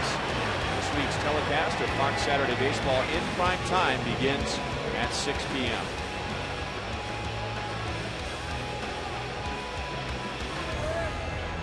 As a hitter, sometimes you get the pace of a pitcher and how he delivers the ball to the plate, and then you get on first base, and all of a sudden here comes a slide step, and the fastball gets on you a little bit quicker, and then you don't get the same swing. I think Carpenter using the slide step on Cabrera, the ball got there, got jammed, and got a pop up out of it. Hosmer has singled, struck out. He's hit in 5 straight games, and back up over 300 at 306.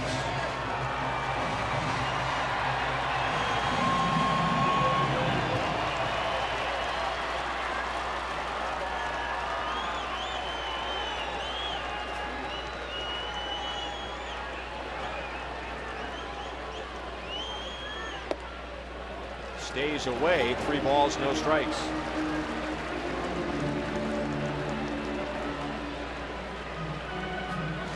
Green light. 2 outs, I would.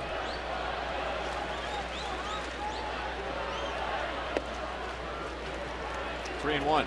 It just wasn't his pitch. The ball a little bit on the outer half up, but middle in, why not?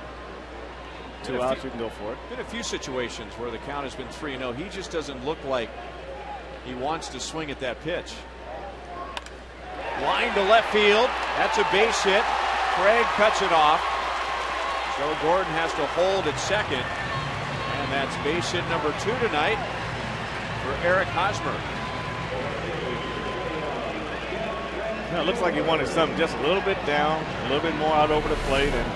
And I mean, he hits this ball like a right-handed pull hitter here. This ball goes down the line and it gets there in a hurry on 1 hop. So Alex didn't have a chance to go to third. You just take a look at this. I mean, just right down off the shoulder. I mean, that's perfect right there. Well, you can't hit a ball the opposite way any better than that. That's a beautiful swing.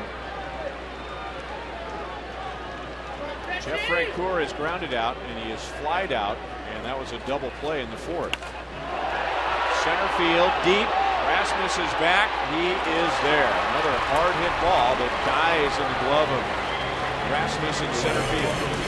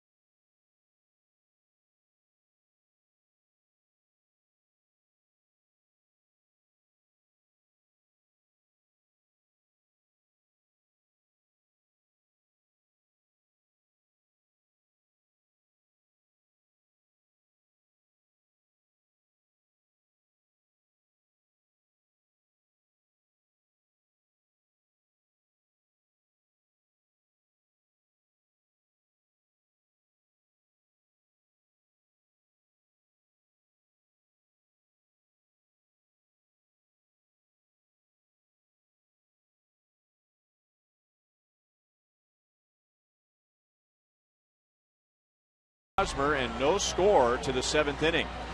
Pepsi Max is the official soft drink of the Royals and the Fox Sports Kansas City broadcast booth. You'll never sacrifice taste for 0 calories again with Pepsi Max. New look, same great taste. Pepsi Max, 0 calories, maximum Pepsi taste. And look for these Frank White Pepsi Max cans at your neighborhood Hy-Vee.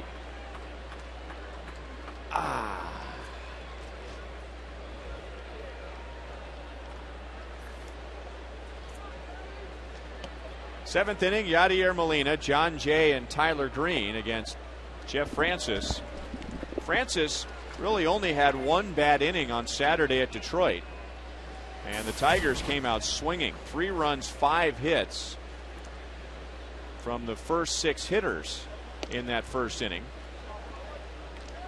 But then Jeff Francis was able to quiet the Tigers the rest of the way. They did not score in the next 7 innings. So if you add in tonight, that is 13 consecutive scoreless innings for Jeff Francis. Bloop to center, long run in for Melky, but he's there. And Yadier Molina is 0 for 2. MLB.com's At-Bat 11 app for Android, BlackBerry, and Samsung Galaxy Tab is live baseball. Follow the Royals wherever you are with game day pitch-by-pitch tracking. Plus, get in-progress box scores and stats, breaking news, searchable video highlights, and Game Day Audio.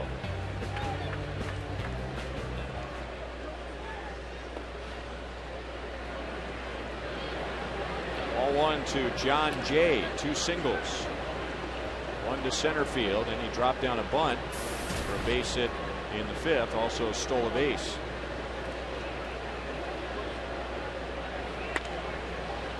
Up the middle again. This time the Royals had him defended up the middle. Escobar was right there and throws him out.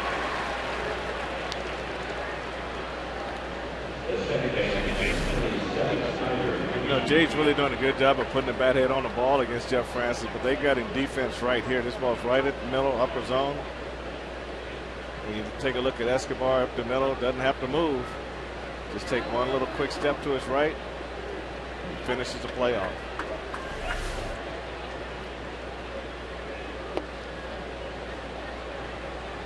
Ball one on Tyler Green, 0 for 2, grounded into a big double play in the 2nd inning. Jeff Francis has gotten 2 inning double plays tonight. A little bit outside, 2-0. Green is 0 for his last 11, and that drops him down to 210.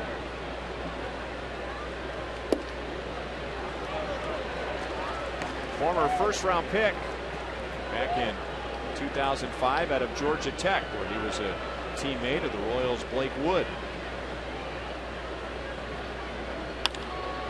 On the ground to Escobar. He charges, throws. That's the inning. 9 pitches. And Francis gets the Cardinals at the 7th.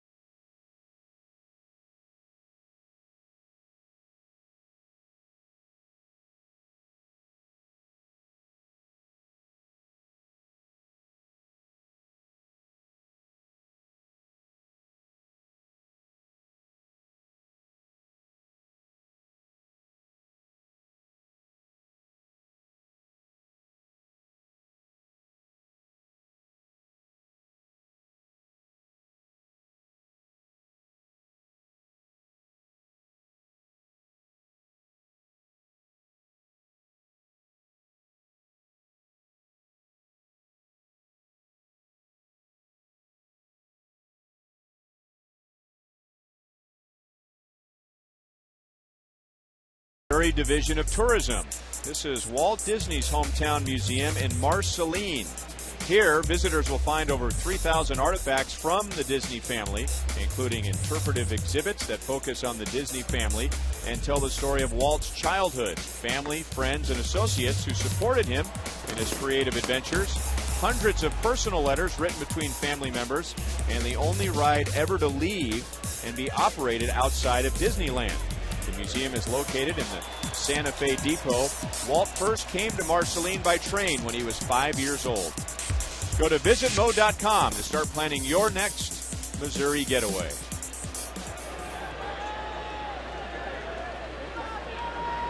Still no score to the bottom of the 7th inning. So a good start to the I-70 series. Royals with 5 hits, Cardinals with 5 hits. The Royals have left 4 on base. The Cardinals have left 5.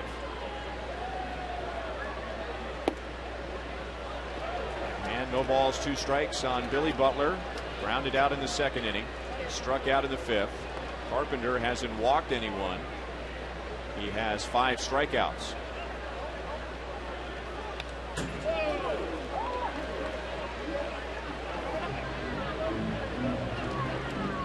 His first and only win of the year was 2 starts ago, and that was at the Cubs in a big Cardinal rivalry. Last year, the Cubs beat Chris Carpenter 3 times, and that's the only time in his major league career that he's been beaten by one team in one season. Line into center field, almost hit the umpire, Angel Campos. Royals have the leadoff man on in the bottom of the 7th. Well, Billy has his first hit. That was a 1-2 pitch. They're just right down the middle of the plate, too. And Billy just did a good job of just going right back through the middle. Didn't try to pull it. That same swing he took last night on his 2-base hit. And you see Angel Campos. He ran into it. That was pretty close.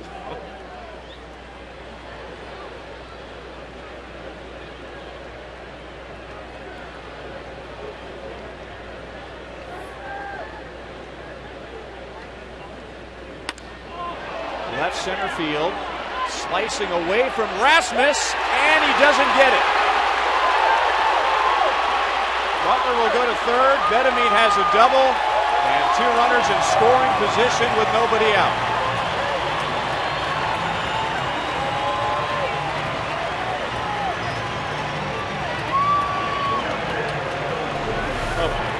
Wilson hit this ball really well. When you see Rasmus first take off, it's almost like he thought he had a beat on it, and the ball started to slice even more away from him, and Billy does a good job reading it, go all the way to second base, then he continues on to third base.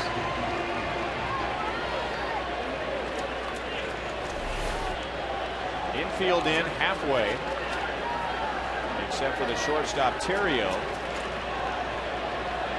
Royals have a runner at third base for the first time tonight. Brian Pena at the plate. 0 for 2. One of his outs, however, was a line out to center field. Center field. Rasmus has a good arm, but he will play it to third. Billy down the line, and the Royals lead 1-0.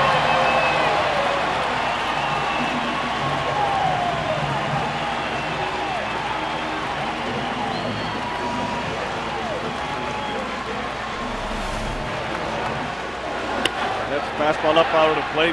Brian gets it in the air to center field, and with the direction that Rasmus is going, he wouldn't have had a shot at Billy at home plate, so he opted to go to third base.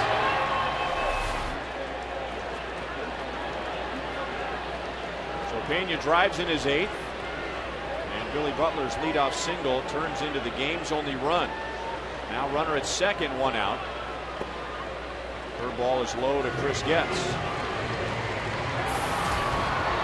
Infield single in the 3rd inning.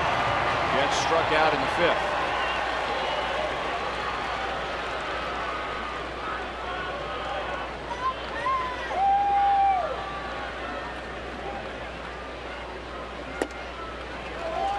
Two and 0.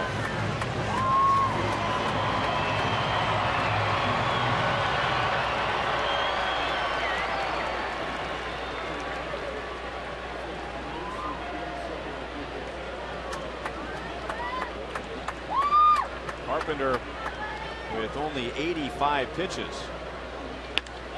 Lined into center. Bedamine hesitated, so he'll be held at third. Rasmus throws it all the way to the plate. Gets thought about it. First and third, 1 out. Royals had 5 hits in the first 6 innings against Carpenter. Now they have 3 hits in the 7th. When we look at the man on second base hit up the middle. Green, the second baseman, got to go to first base on this, but Wilson hesitated way too long.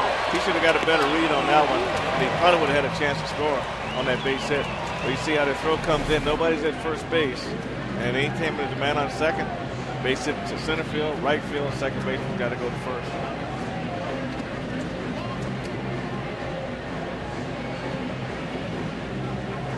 Pitching coach Dave Duncan out to visit with Carpenter, and now the Cardinals begin to move around in their bullpen.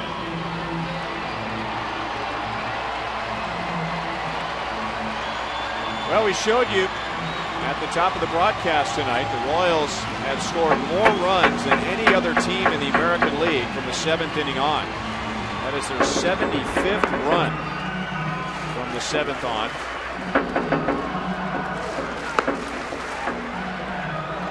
Alcides Escobar with runners at first and third and 1 out. 0 for 2 tonight and 0 for 9 in his career against Carpenter.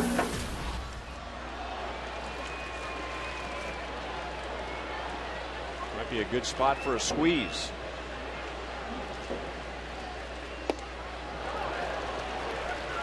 The way Essie's going about swinging, he just keep chasing that ball off the plate. So Ryan, you might have a good point there. It wouldn't be a bad situation, even if it's a safety squeeze, even if he just drag bunted the ball to third base.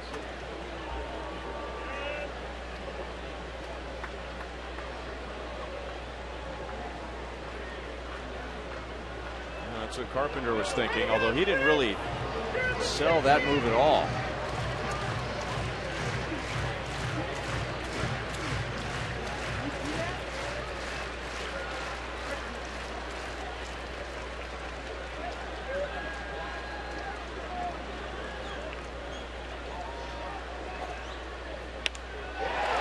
Right field, shallow and trapped. It gets away from Jay. Bedamit scores on a base hit from Escobar. 2-0 Royals.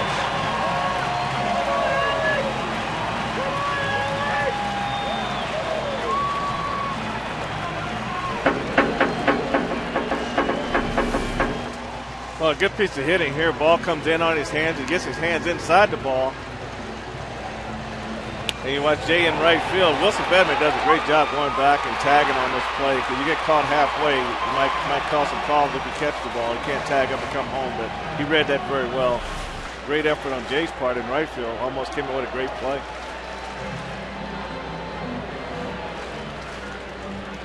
Yadier Molina, as they look down at the Cardinal dugout, was told to go out to the mound by Tony La Russa just to buy a little bit of time and make the move to the bullpen. And it will be left-hander Trevor Miller with left-hand hitting Alex Gordon coming up. So a Chevy call to the bullpen. The Royals break through against Carpenter in the 7th.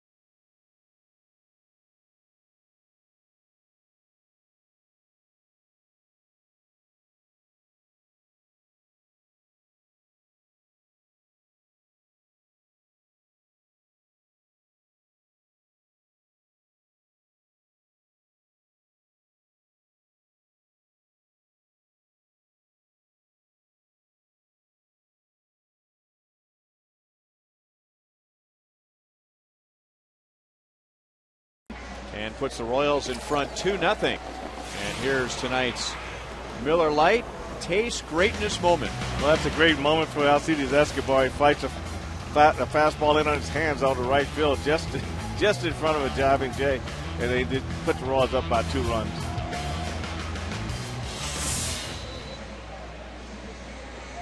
Escobar had not looked good at all in his first 2 at-bats against Carpenter, and had been 0 for 9 against Carpenter. So Trevor Miller, the veteran left-hander, and he'll get Alex Gordon with runners at first and second and 1 out. So far this year, Miller has held down left-hand hitters to a .222 average. Alex has seen Miller twice before tonight. 0 for 2 with a strikeout. And that's a tough angle for a left-hand batter. Inside, ball 1. Alex 1 out of 3 with a 6th inning single.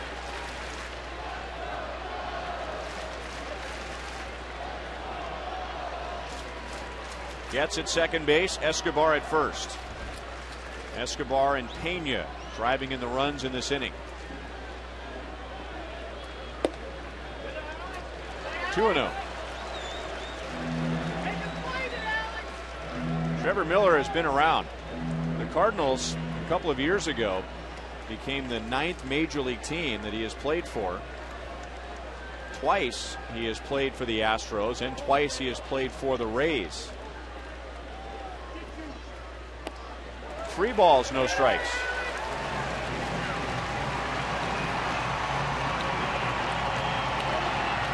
Well, that question comes up again. Are we going to let him swing?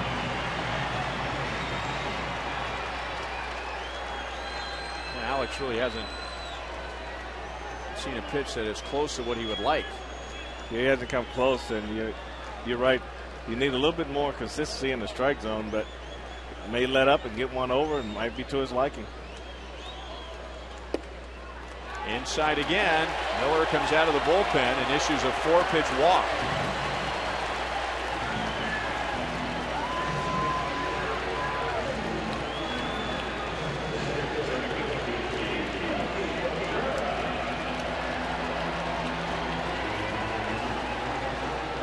Melky Cabrera 0 for 3 so far. He did line out to center field in the 4th inning. Melky is 0 for 3 against Trevor Miller with 2 strikeouts.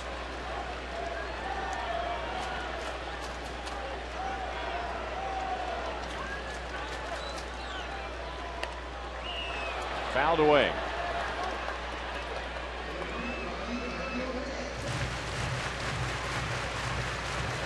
The Royals this inning can really take the pressure off themselves in this situation. A base hit by Melky here could really break this game open and give Jeff Francis a little breathing room.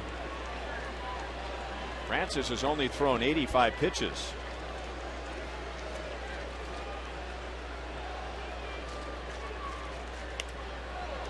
Fouled away again, 0-2. Billy Butler singled, then Wilson Betemit. He had the key hit in the inning with a double. Put runners at second and third. Brian Pena's sacrifice fly scored Betemit. And Chris Getz singled. Alcides Escobar's base hit scored Betemit. Now the base is loaded with 1 out.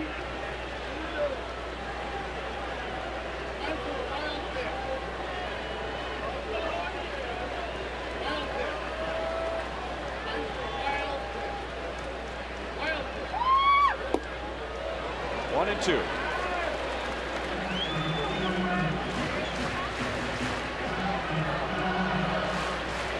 Royals didn't score a single run last night until the 9th, and another run in the 10th was enough to win it. Tonight they haven't scored since this inning. This should be deep enough, plenty deep enough. In fact, more than 1 runner should move up. Royals lead 3-0 on Cabrera's sacrifice fly. Getz scores. Escobar goes to third.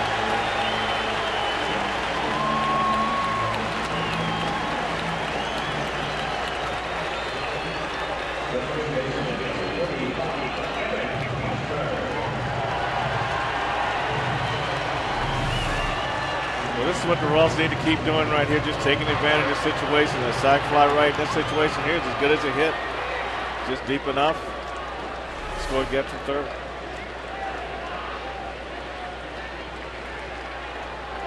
Now another lefty-lefty matchup. Eric Hosmer had 2 hits against Chris Carpenter. Grounds it back to Miller. He throws to first. That ends the inning. The Royals have a big inning. They scored 3 with 6 outs to go on defense.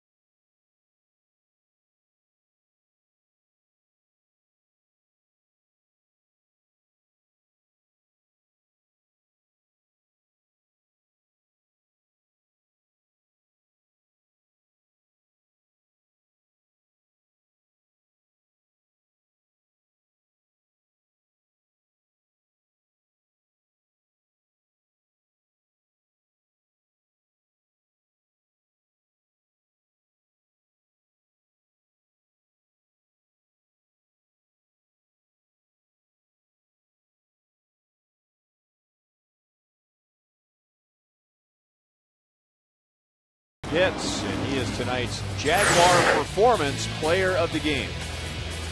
Well, no doubt about that, Ryan. He's just been to his pinpoint. He's got the strikeouts when he needs to get them, and the thing that's helped him most and kept him in this game is the double play ground ball. Got a double play ground ball to get out of the bases loaded, 1 out in the 2nd inning. Another double play ground ball in the 6th. Last time out, Saturday at Detroit, he went a season high 8 innings. Now he's trying to go 8 innings in a 2nd consecutive start. This is Pete Kozma batting for Descalzo. Kozma, a little easier to say than Descalzo.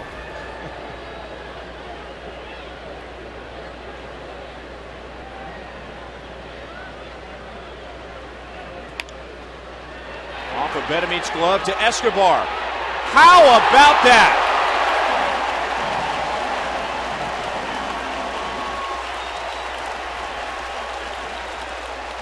Well, they practice that play every day in spring training, and here's their first chance during the regular year, and they worked it to perfection. To perfection, Ryan. I tell you, whether it's with the glove or whether with the bare hand, the instincts of Escobar at shortstop are amazing.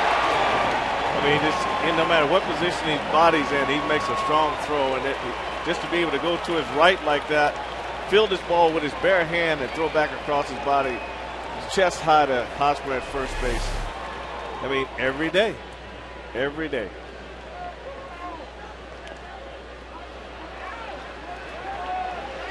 Running foul by Terrio. You know what impressed me about that play? Almost as much as what he did picking up barehanded, but you know, he didn't just sit back at short as a spectator and watch Bedemeat dive for the ball. I mean, you have to be moving towards the ball. Kind of like in basketball when a shot is thrown up and everyone turns around and heads for the basket looking for a rebound.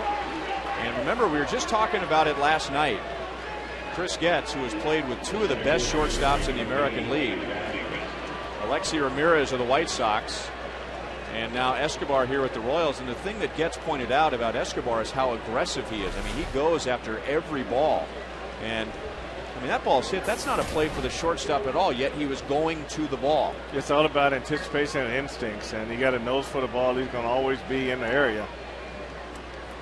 But that play right there is almost like the ball was hit right to him. He was going fast enough in that direction that he didn't have to speed up or anything. He just stayed in his normal pace, and the ball came. Once he saw the ball coming back to him, the key to that play is being able to grab the ball with his bare hand and have it in a situation where he can make a nice throw. So he's been sure-handed both with the glove and without the glove.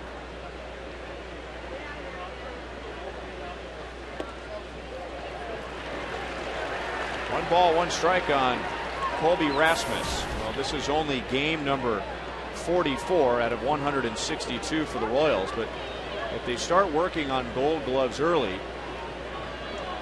it wouldn't hurt to at least start carving in an ALCD for shortstop in the American League. You don't have to put the full name in yet, but you might as well start preparing yourself for it. I agree. I think once he goes to the league at least once, and all the coaches and managers get a chance to see him play, because I tell you what, he's in the center every night of some great play, and he's been very sure-handed at shortstop throughout the year. Got a big hit for the Royals in their 3-run 7th inning. 2-2 on Rasmus. 0 for 3, 2 strikeouts against Francis. Both strikeouts swinging at the curve. Aaron Crow, just in case, warming up in the bullpen. And just in case might be, if Rasmus gets on, then Albert Pujols would represent the tying run. Rasmus will not reach. He'll take the hat trick as Francis gets him for the 3rd time.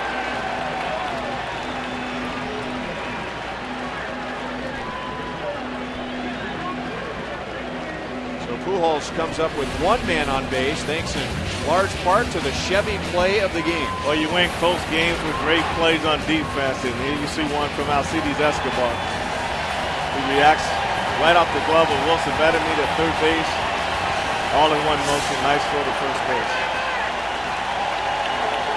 And Jeff Francis has every reason to tip his cap as he gets a big ovation after 7 2/3 scoreless innings. Chevy call to the bullpen. Aaron Crow will get Albert Pujols when we come back.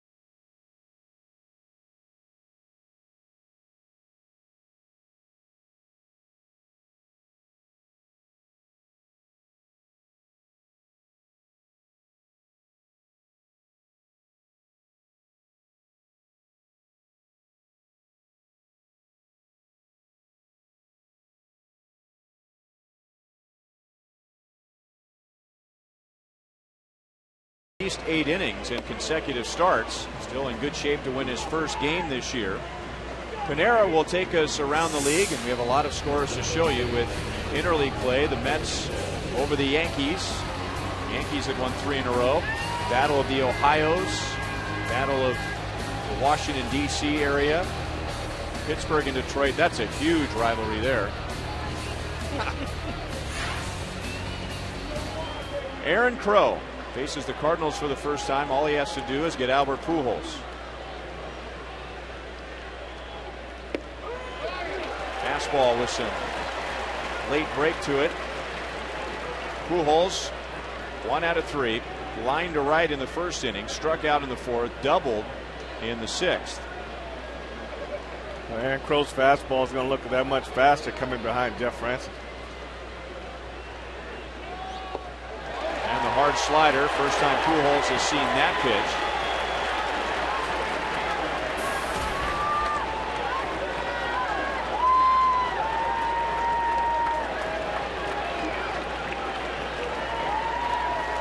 Big out here.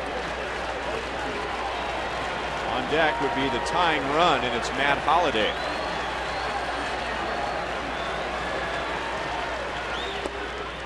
Lays off the slider this time. 1 ball, 2 strikes. Aaron Crow was looking forward to this. He is from Kansas, but he went to Missouri, as you know. And as he said, there are way more Royals fans in Columbia, or way more Cardinal fans in Columbia than Royals fans, and he got tired of hearing about the Cardinals so much. 2 balls, 2 strikes.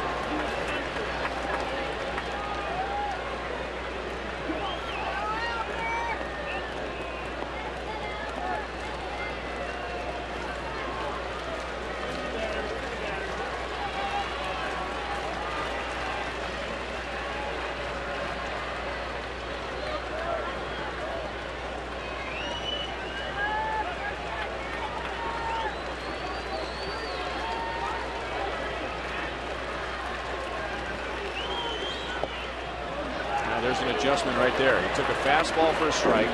He swung at a slider down and away, and then he lays off 3 in a row. Well, he's feeling pretty good about what he's just gotten accomplished. See him shaking his head. Yeah, I laid off 3. So what's he going to come with now? I would stay right with that slider. I wouldn't do anything different. Ryan Pena wants him to shake off. Couple of signs. Now it looks like a fastball away. Runner goes, and Pujols walks, so he comes back from 0-2. And it doesn't get a whole lot easier with Matt Holliday to the plate.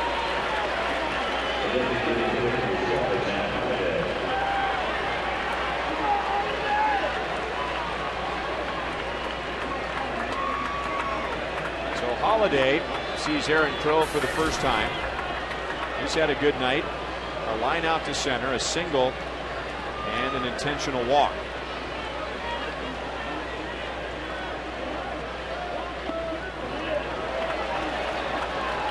He got Pujols to swing at that first slider, but that was not a strike. It was only a strike because he swung at it. And the slider now is consistently down and away.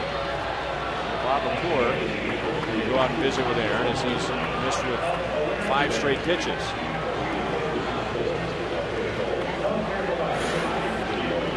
Final tally of the Sprint You Call It tonight. Who do you think is the best team in the National League? And many people think the Philadelphia Phillies, with their great starting rotation, are the best team in the National League. They have the best record at 26-17. And coming into today, a 1.5 lead over the Marlins in the East. 2 on, 2 out. Grounded foul.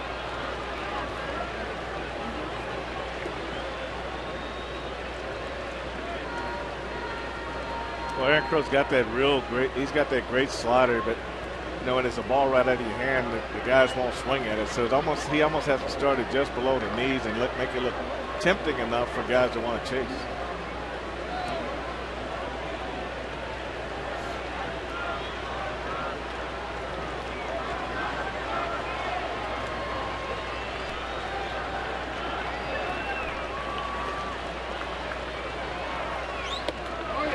Got the corner.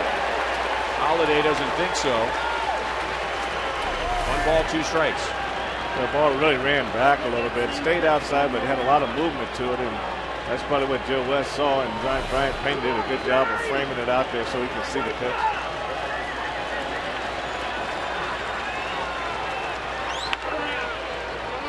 Again, grounded foul. And we stay at 1-2. Yeah, a lot better slider that time. He started up just a little higher, and it looked good to Holiday. When he committed, then the ball goes down and hits over the top of it. So just started a little bit higher, just below the knees, make it look good. Then it'll disappear out of the strike zone. Holiday very good this year with runners in scoring position. Terrio down at second, Pujols at first.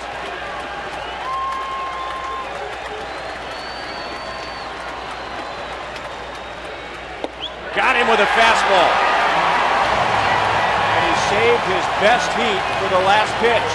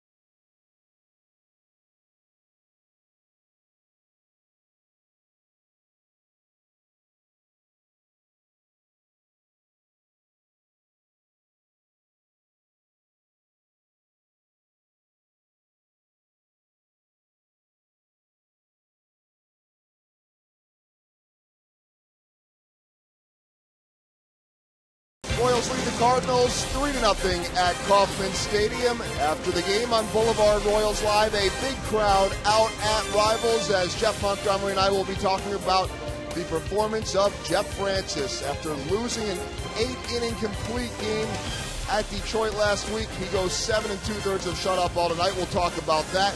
The Royals offense finally getting going here against Chris Carpenter in the 7th. Highlights, reaction, analysis, and much more coming up. And Fireworks Friday as well after the game, guys. All right, thank you, Joel. And here is Ryan Franklin. He has 1 save this year for the Cardinals, but 1 save and 5 opportunities. He is no longer their closer. The league, the National League, hitting .393 against him. His ERA is just under 10. Well, he was a guy that I think Tony La Russa was really looking to be the closer, but he's gone through a few guys since Franklin's been demoted from that position. Pete Kozma, he batted for Descalzo in the 8th inning, will stay in 3rd. Jeff Francoeur, Billy Butler, Wilson Betemit coming up in the bottom of the 8th. Royals were scoreless against Chris Carpenter for the first 6 and then broke through with 3 in the 7th. 0-2.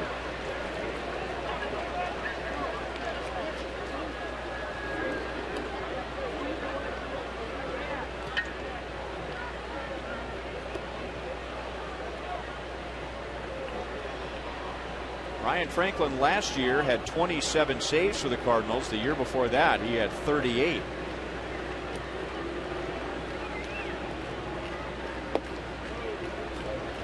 He was an effective closer, but not really a prototypical closer.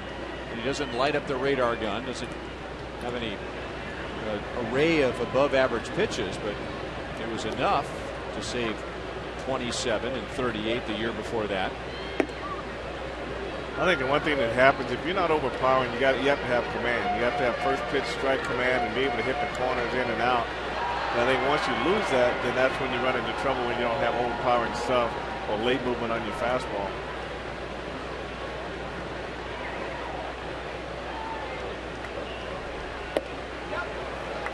Very close, 3 balls, 2 strikes. And Franklin typically had good command. Always threw a lot of strikes. Only 10 walks last year. He threw 80 innings in 2007 and walked 11. Line right to Theriot, almost through Ryan Theriot. That's a tough luck 0 for 4 tonight for Francoeur. It's his 2nd lineout. Fans, we hope you'll join us for a unique dining experience at the K. The 390 Bar and Grill features a private bar, 65-inch HD TVs throughout the restaurant, and a climate-controlled environment. It is an affordable way to enjoy the game with friends or family. Open to the public and located on the third base side of the Lowe's level next to section 301. Billy Butler takes a strike, 1 for 3. He started the 3-run rally in the 7th inning with a single. He was down 1-2 against Carpenter. Single to center. Wilson Betemit doubled.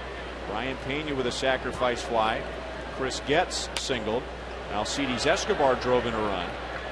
Alex Gordon walked, and Melky Cabrera drove in a run with a sacrifice fly.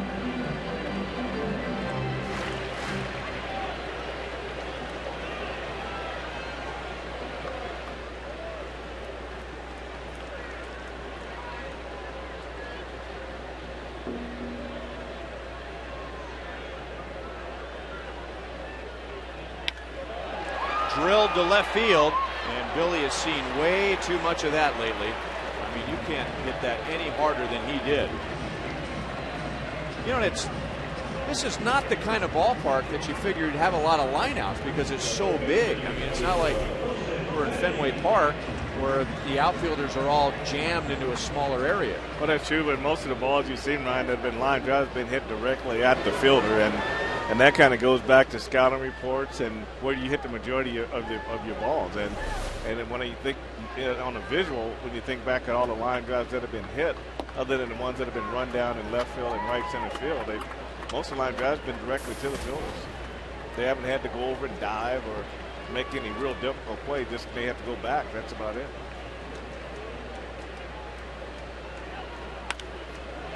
On the ground to Pujols.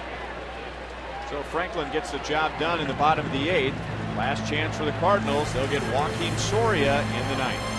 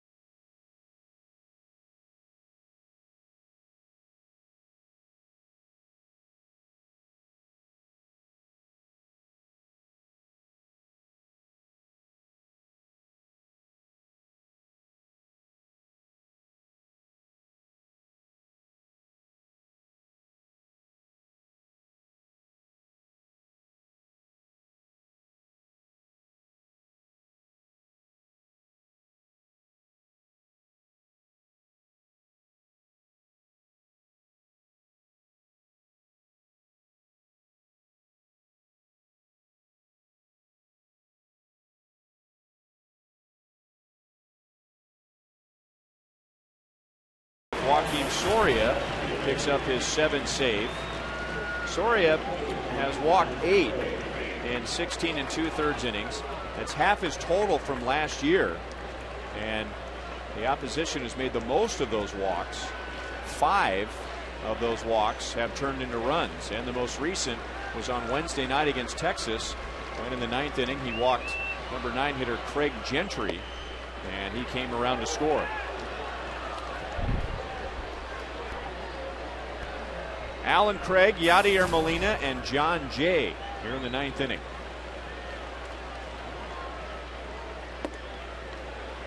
Wow. Alan Craig 1 for 3, an infield single in the 2nd inning, and he grounded into one of 2 double plays. Jeff Francis had a double play in the 2nd inning with the bases loaded, and with 2 on in the 6th.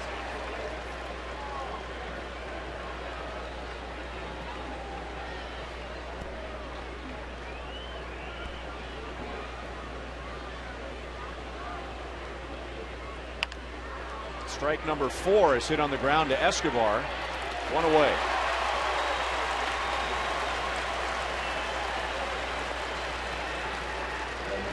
Royals have 1 shutout this year, and that was a combined effort. It was over a month ago when Seattle was here. Much different game, a 7-0 shutout. Sean O'Sullivan, he went 5. Tim Collins, 1 inning. Jeremy Jeffress, 2 innings. And Aaron Crow, 1 inning. Yadier Molina with a 4-game hitting streak. He had been 10 for his last 15 prior to tonight. 0 for 2. He has walked, and one of his outs was a line out to center field. Well, Sawyer's really been consistent down in the bottom part of that strike zone. He hasn't been able to get that pitch from home plate umpire Joe West, but he's been pounding it in there. Melky brings it down, 2 away.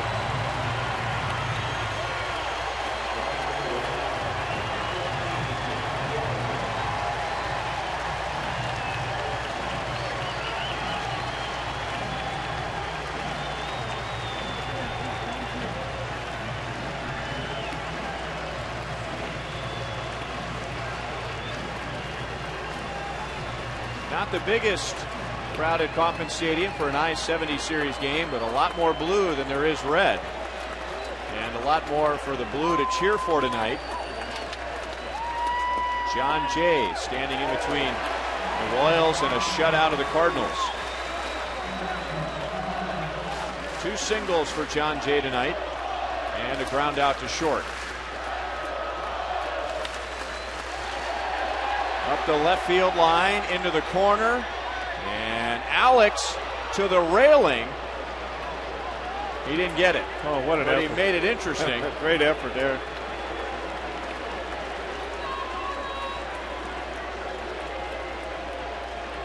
Well, don't say that, kid. You don't want to tell anybody that you reached over the railing. Boy, Alex got a real high. I mean, oh my goodness. He would have definitely caught that one there. I mean, I tell you, you can't complain because the ball's out of the playing area, but he definitely would have caught that ball.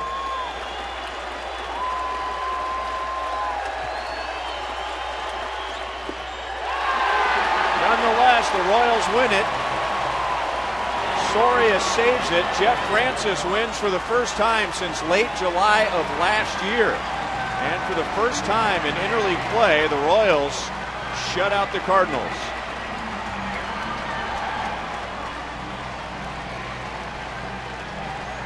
Excellent pitching, and once again the Royals waited till late to score their runs. 3 in the 7th inning, and the Royals had an excellent game tonight on defense. They really did, Ryan. And anytime you win close games, your defense got to come up big for you. And Jeff Francis was able to get those double plays when he needed to cut down those potential rallies. And Cedes Escobar at shortstop. But here's one here. This is just 6'3", takes it all by himself. Escobar's in the middle of this one. This is a 6-4-3 to Getz to Hosmer. And here we go. off the glove of Wilson Betterme. Outstanding play by Escobar going to his right. Just great anticipation. Down to the field, and here's Joe Goldberg. All right, Ryan, thank you very much. And we are joined right now by Royals catcher Brian Pena, as well as his pitcher Jeff Francis, who has come on out. So, Brian, let me first ask you about the performance of your starting pitcher tonight. It's all about this guy. I mean, he's a great guy, you know, a great competitor, and he did a great job for us today. I mean, I'm speechless, and he deserves all the credit. He hasn't gotten a whole lot of run support, and I'm sure that was on your mind. What were you able to finally do to break through against Chris Carpenter? Yeah, definitely. I mean, with a pitcher like that, he's a great pitcher too. But we're trying to get some good runs for him and trying to get that W for him. All right, before I let you go, I know that the fans certainly love what you do. George Brett's son is in the front row of the dugout suite wearing a Brian Pena jersey. Nice graduation celebration. How much fun? Yeah, I mean, it's a lot of fun. It's all about these fans. You know, I love Kansas City. I love my fans, and this is for you guys. All right, we'll let you go, BP. Oh, wait, I know. My guys from the truck. He's got to say hi to the guys in the truck. Jeff Francis is the starter tonight. I wasn't sure if you were heading back in or maybe you'd come back out, but finally a win. I know a great performance for you tonight. What was the key? I just try to go out and throw strikes, and you saw what the job the defense did behind me, and I try to let them do all the hard work for me. So you saw what they did tonight, and they were spectacular. Obviously, you have a lot to do with that, but when you see Alcides Escobar make a play, unlike we have seen so far this year, and he seems to do that every single night, was that even a wow moment for you? Oh, for sure. I don't think there's anybody better. He shows it every night. I mean, he never ceases to amaze all of us here in the dugout, and he never gives up on plays. You saw there in the 8th inning, and that's a broken play. He comes up barehanded and throws a strike to first base. All right, finally, your numbers, I sort of mentioned this to you yesterday, but I didn't want to jinx anything. Your numbers against the Cardinals are pretty good over your career. Is there a comfort level of just facing a National League team that you'd seen over the years before? No. You look at that lineup, there's no comfort level, with anyone at this level, and any success I've had against that team is, maybe early on or incidental. I mean, they're a fantastic ball club, and I just try to go do the things that have made me successful and throw strikes and keep guys off balance. I haven't given up a run since that first inning of the last start against Detroit. Congratulations, finally, well-deserved on the win, Jeff. Thank you. All right, that is Jeff Francis, who came out to a standing ovation, and he walks off once again to another one here. Guys, let's go back upstairs to you. All right, Joel, after losing 5 in a row, the Royals have won 2 straight. An impressive win tonight over the Cardinals, a shutout. We'll be right back.